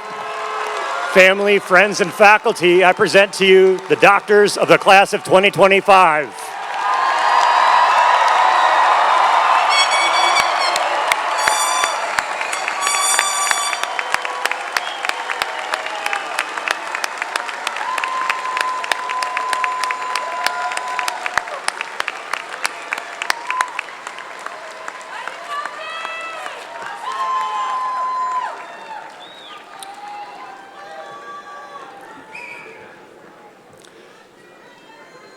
Now I would like to bring forward the class presidents for the Medical Partnership Campus and the Augusta campus. Doctors Queen Abure and Sridhar will represent all of you at the Augusta University commencement. Dr. Hess will confer the MD degree to both of them as representatives of the class of 2025. To acknowledge their service as your class presidents for the past 4 years, Dr. Hess presented them with a medallion earlier this week. Please join me in thanking them.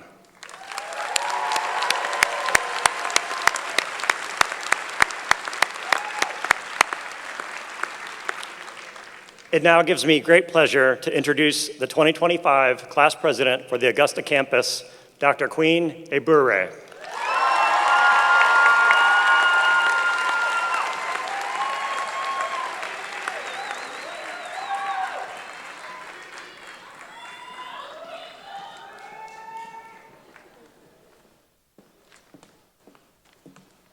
righty. Good afternoon, friends and families, and welcome to the hooding ceremony for the class of 2025. Thank you so much for traveling near and far to come celebrate with your loved ones today. We know it's very special. So first, I want to say hi and introduce myself. My name is now Dr. Queen Isizelia Abure. Yeah. And I would like to address my now colleagues, doctors. Hi guys, oh my gosh, yay! Wow, it has really been a ride from HMX to TBLs and CBLs, yeah, throwback, going all the way to step 2, clerkships, and ERAS. We have overcome every single hurdle that has been thrown at us. I remember coming into the first CBL meeting and turning over to now Dr. Sarah Kate Doerr and saying, can we go to the restroom or do we have to ask the preceptor? While we both looked at each other a little bit unsure of what to do to avoid this faux pas, our rest of our CBL members were debating, a heated debate on the genetic inheritance of Fragile X syndrome. The excitement, nerves, and overall fears that was associated with the new beginning of med school is a feeling that seems to reoccur as we end this journey. Unsure where you fit in, who you will be friends with, how you will learn all the material, and most importantly, who you will become. As we close this chapter and embark on the next journey, I urge us all to embrace that feeling, the excitement of change, the nerves of drinking from the fire hose all over again, the fear of introducing yourself as doctor, taking care of your first patient, and holding the responsibility of caring for others, what we have worked so very hard for. Take a look to your left and your right. You have done it once, and I'm sure you'll do it again.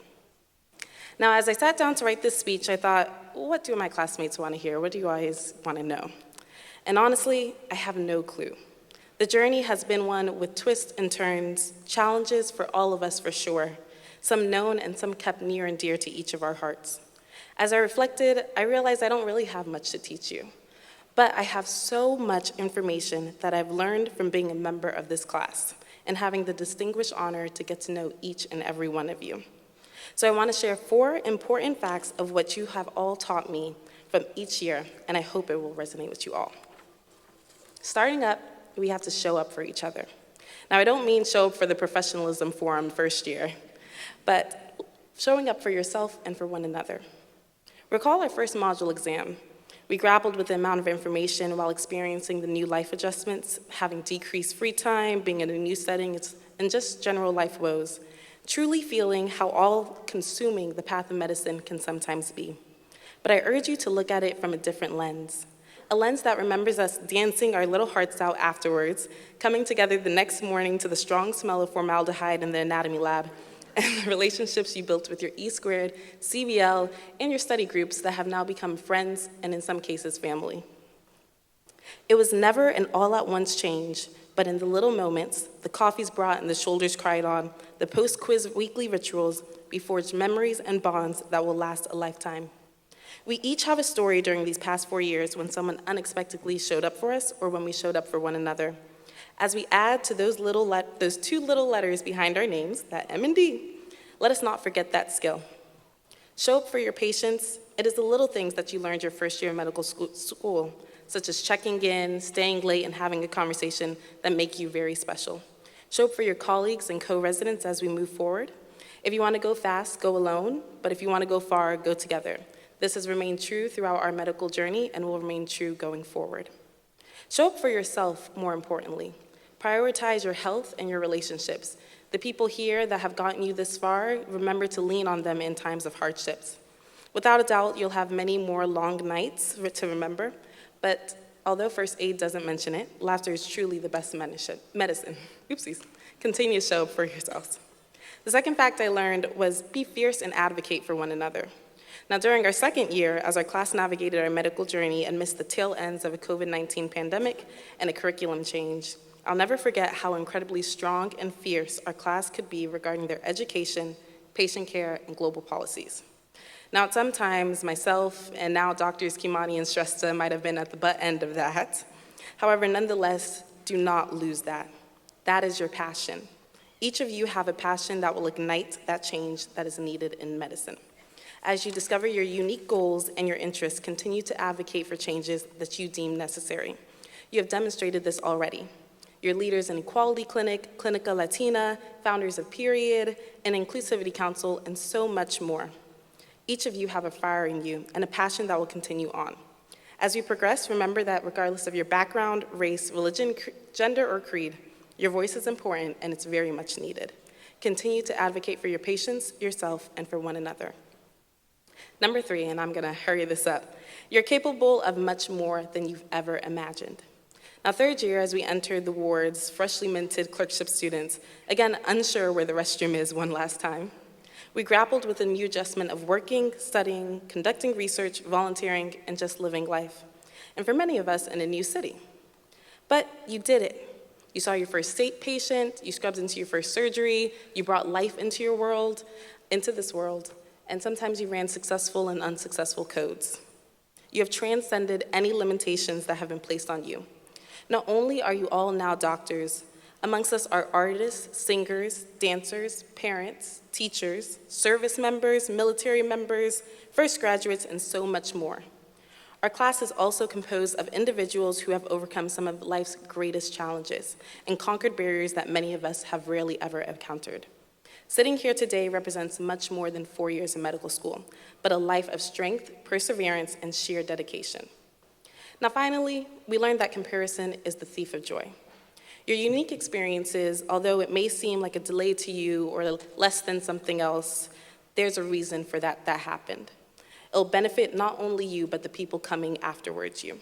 During our 4th year, as we navigated the airports, new headlamps and headlights, and our new best friend, Zoom, we prepared to we broadened our horizons, meeting people from different schools, and prepared to go to our respective cohorts across the nation.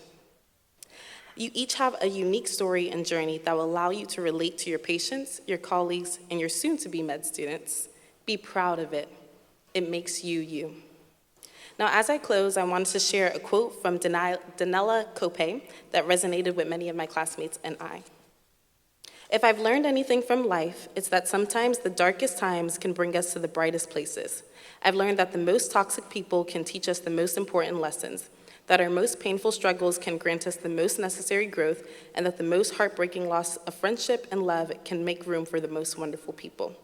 I've learned that what seems like a curse in the moment can actually be a blessing, and what seems like the end of the road is actually just discovering the path that we were meant to travel on. We have to keep going. Even when it's scary, even when all of our strength seems gone, we have to keep picking ourselves back up and moving forward. Because whatever we're battling in the moment, it will pass and we will make it through. We've made it this far, we can make it through whatever comes next. Families, thank you for creating these wonderful people that I got to know and these lovely new doctors. To my family and loved ones, thank you for being there for me. Hi, Mom and Dad. I couldn't have done it without your sacrifices. Now, friends, thank you. It has truly been an honor and a humbling experience to serve as your class president for the past 4 years. You will always have a friend in me. Please call anytime. Signing off for one last time. XOXO, Queen.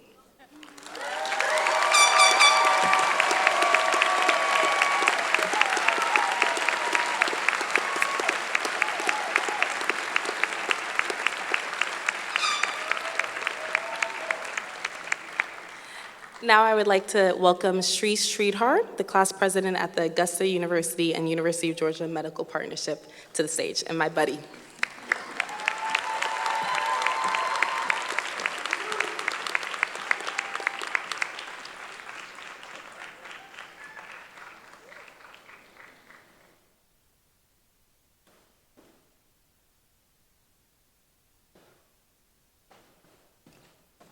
Okay, big shoes to fill. Queen, that was amazing, and I hope I don't let you down, given my speech. I should have asked ChatGPT. I actually didn't do that. So let's start with good afternoon, class of 2025. Doctors, friends, family, loved ones, faculty and staff, and to everyone else who made it possible for us to be here today, thank you. My name is Sreesh. I'm the Athens campus class president, and 4 years ago, when y'all elected me, big mistake, I didn't realize I'd be giving this speech today.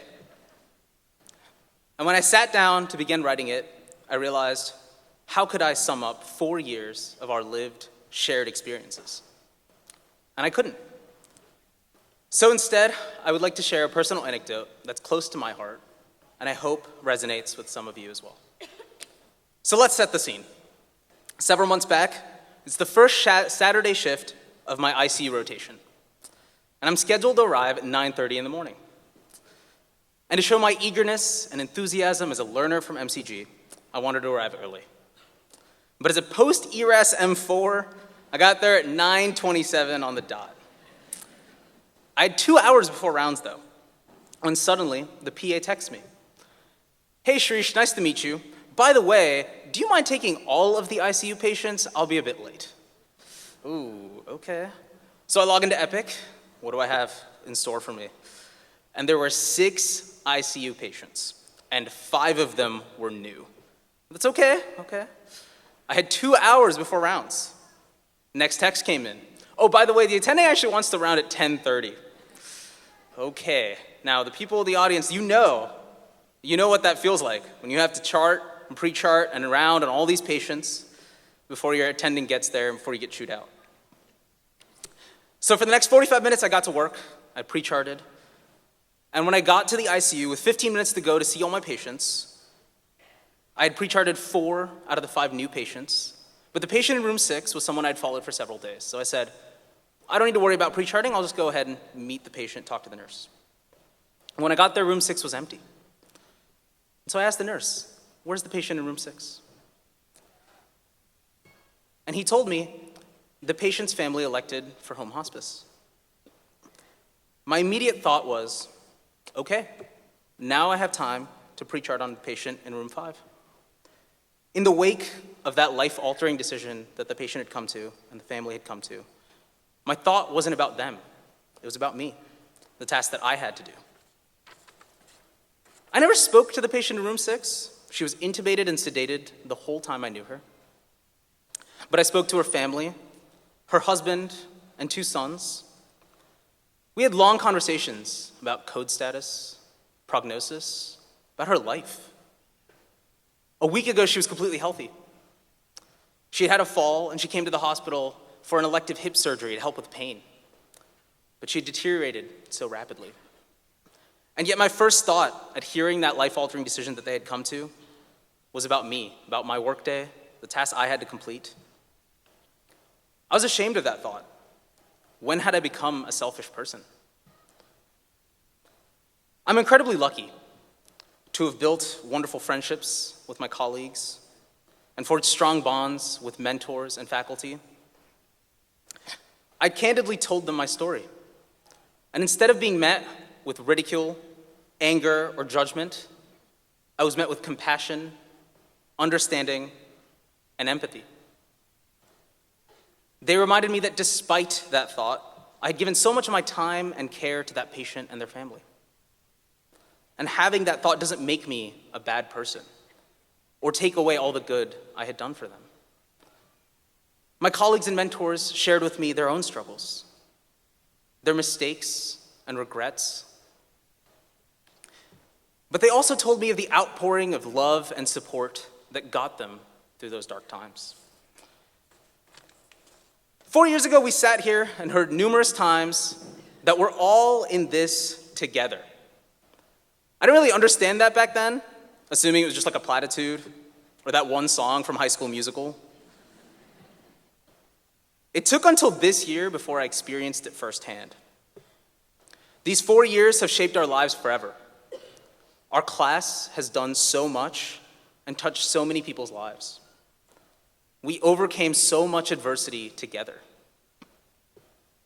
As we embark onto the next journey, all across the country into different specialties, faced with long hours, difficult days, and burnout, I implore you to look back to how much you have been able to accomplish here together.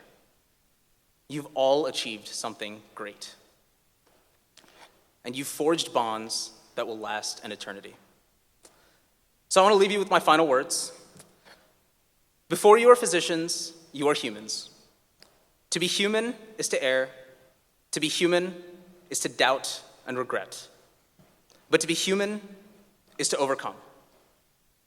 And I ask you all to remember that as you overcome your next hurdle, that you are never alone. Thank you.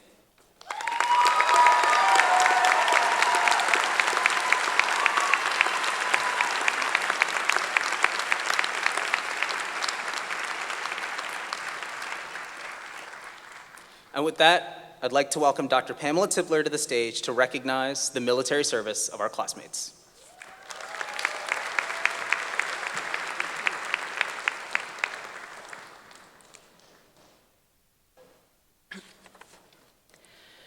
Numerous students have and continue to serve in the U.S. Armed Forces. Having served in the Army, it has been my honor to be the military advisor for the Health Profession Scholarship students here at MCG. It has been a blessing to know these students for the past 4 years. One of the core Army values is selfless service. These students decided to raise their right hand to serve their country. According to the Army Values website, selfless service is described in this way. You put the welfare of the nation, the Army, and your subordinates before your own. Selfless service is larger than just one person. In serving your country, you are doing your duty loyally without thought of recognition or gain. The basic building block of selfless service is the commitment of each team member to go a little further, endure a little longer, and look a little closer to see how he or she can add to the effort. You rely on your brother or sister, and they rely on you. Anyone who has served likely has thousands of examples of selfless service, large and small. We don't talk about it, we just do it. Long hours away from family, moving away from family and making new extended families, staying up late, waking up early, pulling an extra shift because you know or hope that your buddy is going to do the same for you. Doing hard work for a long time with no end in sight because people are counting on you, just like you are counting on them. And of course, there is the ultimate sacrifice, that of a service member's life, which was always a possibility and much too often a reality. At this time, I would like to ask the following members of the graduating class and Shave Joe to stand to be recognized for your selfless service. Dr. Stephanie Cumby,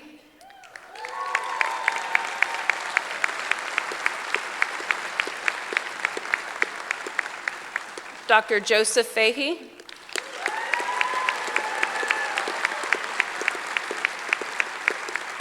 Dr. Taya Oliver,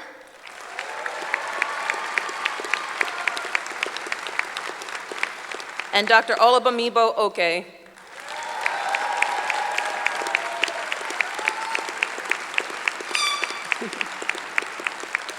At this time, I also ask all members of the stage party and audience who have served or continue to serve, please stand and be recognized.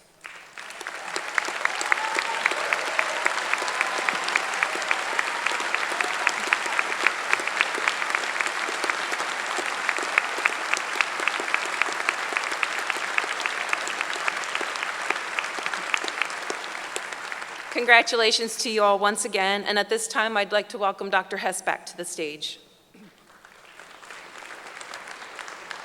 Thank you, Dr. Tipler. I'd like to acknowledge and recognize the First Lady of Augusta University, Karen King. Karen, can you stand up? She comes to every MCG event. She comes to Alumni Weekend. She comes to everything. She has a great love for MCG. We really appreciate you. And she is a native, a Georgia native, and grew up in Millen, Georgia. So right in the heart of Georgia. Thank you, Karen, for your great love of MCG. And then we're getting to the end. This is the penultimate, I think, event here. So I'm going to ask Vanessa Spearman-McCarthy, who is the president of the MCG Alumni Association, who just took the reins Alumni Weekend. So come on over, Vanessa. Thank you.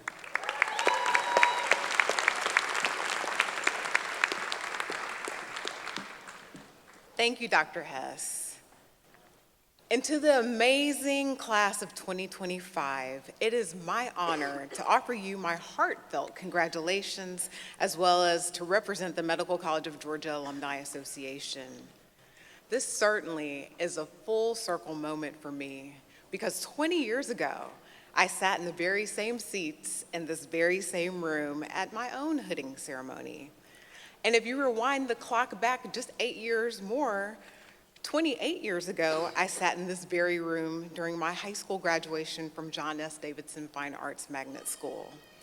And if you had asked that 17-year-old girl about her future, never in a million years would she have ever imagined that she'd be standing here before you as the president of the Medical College of Georgia Alumni Association.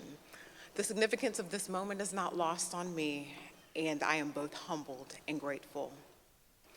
In the last 20 years, I've learned a tremendous amount about myself, about people, and about life in general. However, I will leave you with a few pearls of wisdom that have been tremendously helpful to me. Life is not a competition, but a commitment to God, a commitment to self, a commitment to excellence. And no matter how bad things seem in your life, it can always get worse. So be content in the moment and enjoy even the smallest of blessings in life. For instance, waking up this morning was a blessing. In the words of Dr. Maya Angelou, if you don't like something, change it. And if you can't change it, change your attitude. And for me personally, the key to success in life has been a combination of three things. 1, knowing your worth. 2, understanding your calling. And 3, living your life in a way such that you intentionally strive to carry out your calling to its highest manifestation. So without further ado, I am here to induct you, the class of 2025, into the MCG Alumni Association. Established in 1891, the Alumni Association's mission is to support the interests of the Medical College of Georgia while promoting loyalty and fellowship among alumni. We're proud to be sponsors of scholarships, activities for each medical school class during the year, beginning with the freshman orientation and concluding with the hooding ceremony today. We have faculty recognition and alumni awards for professional achievement and loyalty. And we host regional campus meetings, CME events, campus visits for alumni, and Alumni Weekend with its many exciting activities and events. So you can see your alumni organization is dedicated to fulfilling its mission, but we're always here for you. And the Office of Alumni Engagement can be easily accessed on campus.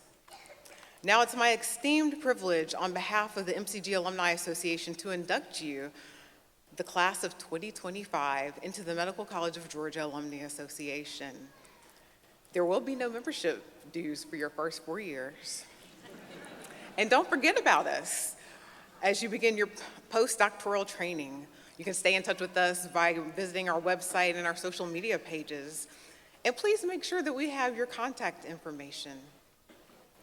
We know that each of you will be an outstanding physician and represent MCG well. You'll need to stay engaged with your school to ensure that each of our future students continue to receive the same superior training that you have received. Your profession needs you to become engaged in professional organizations such as the American Medical Association and the Medical Association of Georgia, as well as the societies within your specialty. For you will be the leadership that will help us meet the many challenges that medicine faces in the future. And before I take my seat, I'd like to leave you with the words of Fred Rogers. It's a beautiful day in the neighborhood, a beautiful day for a neighbor. Could you be mine? Would you be mine?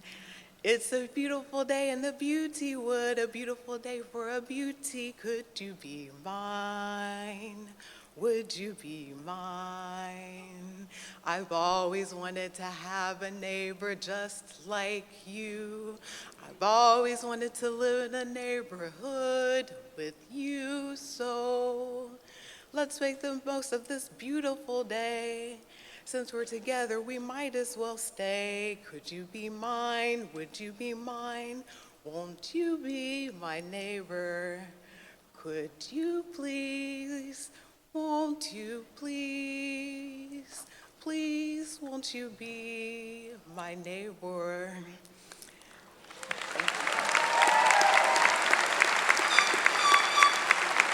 And at the Medical College of Georgia Alumni Association, you're more than just neighbors, you are family.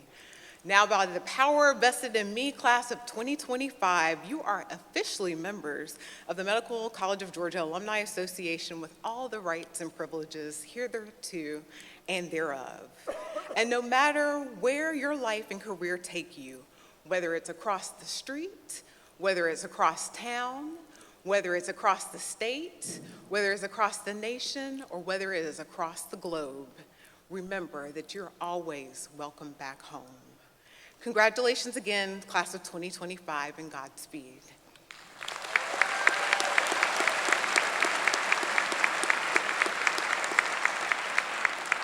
Please welcome Dr. Nuss back to the podium to administer the modern Hippocratic Oath. Thank you, Vanessa. Well, doctors, I'm saying the word doctors. We're in an important moment here, which is we're going to recite the Hippocratic Oath.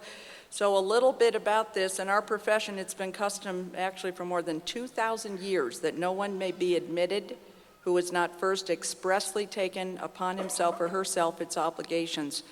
Although the original language of the Hippocratic Oath is somewhat antiquated, we still find great meaning in this oath that has been slightly modified to be better fit in our contemporary world. Speaking the words of this oath marks a transition in our lives as it commemorates official entry into the profession with all of its obligations to care for those entrusted to us. I call upon now the class of 2025, along with all physicians in the room who wish to join us and recite the oath. You're going to join and recite with me. It's on page 8 of your program. If you'd like to stand now, and we'll do the Hippocratic Oath. So please recite with me.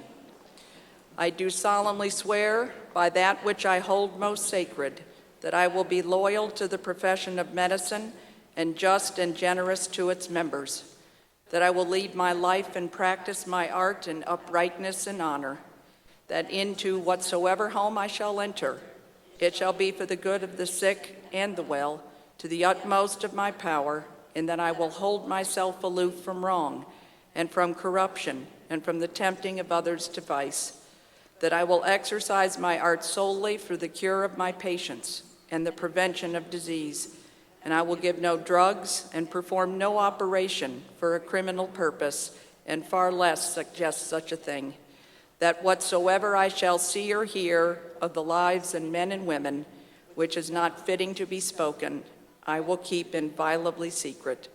These things I do promise, and in proportion as I am faithful to this oath, may happiness and good repute be ever mine, the opposite if I shall be forsworn. Congratulations, class of 2025.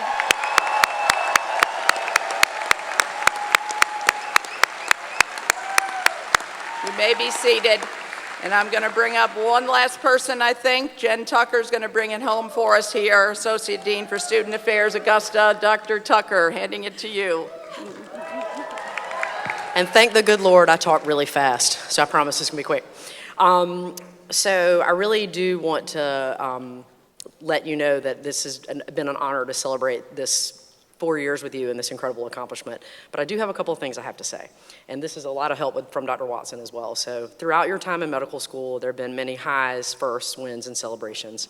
Invariably, there have also been lows, losses, and moments of grief and solitude. From the first day until your last, you've been on a journey that is uniquely your own. On this path, you humbly met patients and their families at some of the most vulnerable moments of their lives. You spent those cherished moments with them, compassionately listening and learning. You've advocated for them when others failed to see their needs. You've stood by one another, demonstrating resilience, collaboration, and proven teamwork amplifies change. You have accomplished so much academically, but what you have done when no one was looking, without any need for praise or recognition, is what makes you so special. Anyone can put their head down and make the grade, but you all have done so much more. You care deeply for friends, colleagues, and those you've never met, and you get up every day and give grace to vulnerable people who don't always reciprocate. You've loved the unlovable and recognized the unique beauty in others, their innate humanness, and managed to make a connection with them on a personal level. We're immensely proud of all you've accomplished and your life stories from before you ever joined MCG throughout your time here with us. Thank you for letting us join in on your journey. You'll change the world, and the world will be a better place because of it. You're the future of medicine, and the future is very bright indeed. So to quote Dr. Seuss, congratulations, today is the day, you're off to great places, you're off and away. You'll move mountains, your mountain is waiting, so get on your way. We're all so proud of you, we love you, and we know you'll do great things. Congratulations, class of 2025. We are thrilled to have you join the ranks of this noble profession, and I'm honored to call all of you my newest colleagues. Faculty, staff, and distinguished guests, this concludes the hooding ceremony for the 189th graduating class of the Medical College of Georgia. Students and families, please remain in your seats until the stage party and faculty have completed the recessional so we don't have a big traffic jam. And we look forward to seeing all of you at the old Medical College for the reception. Thank you.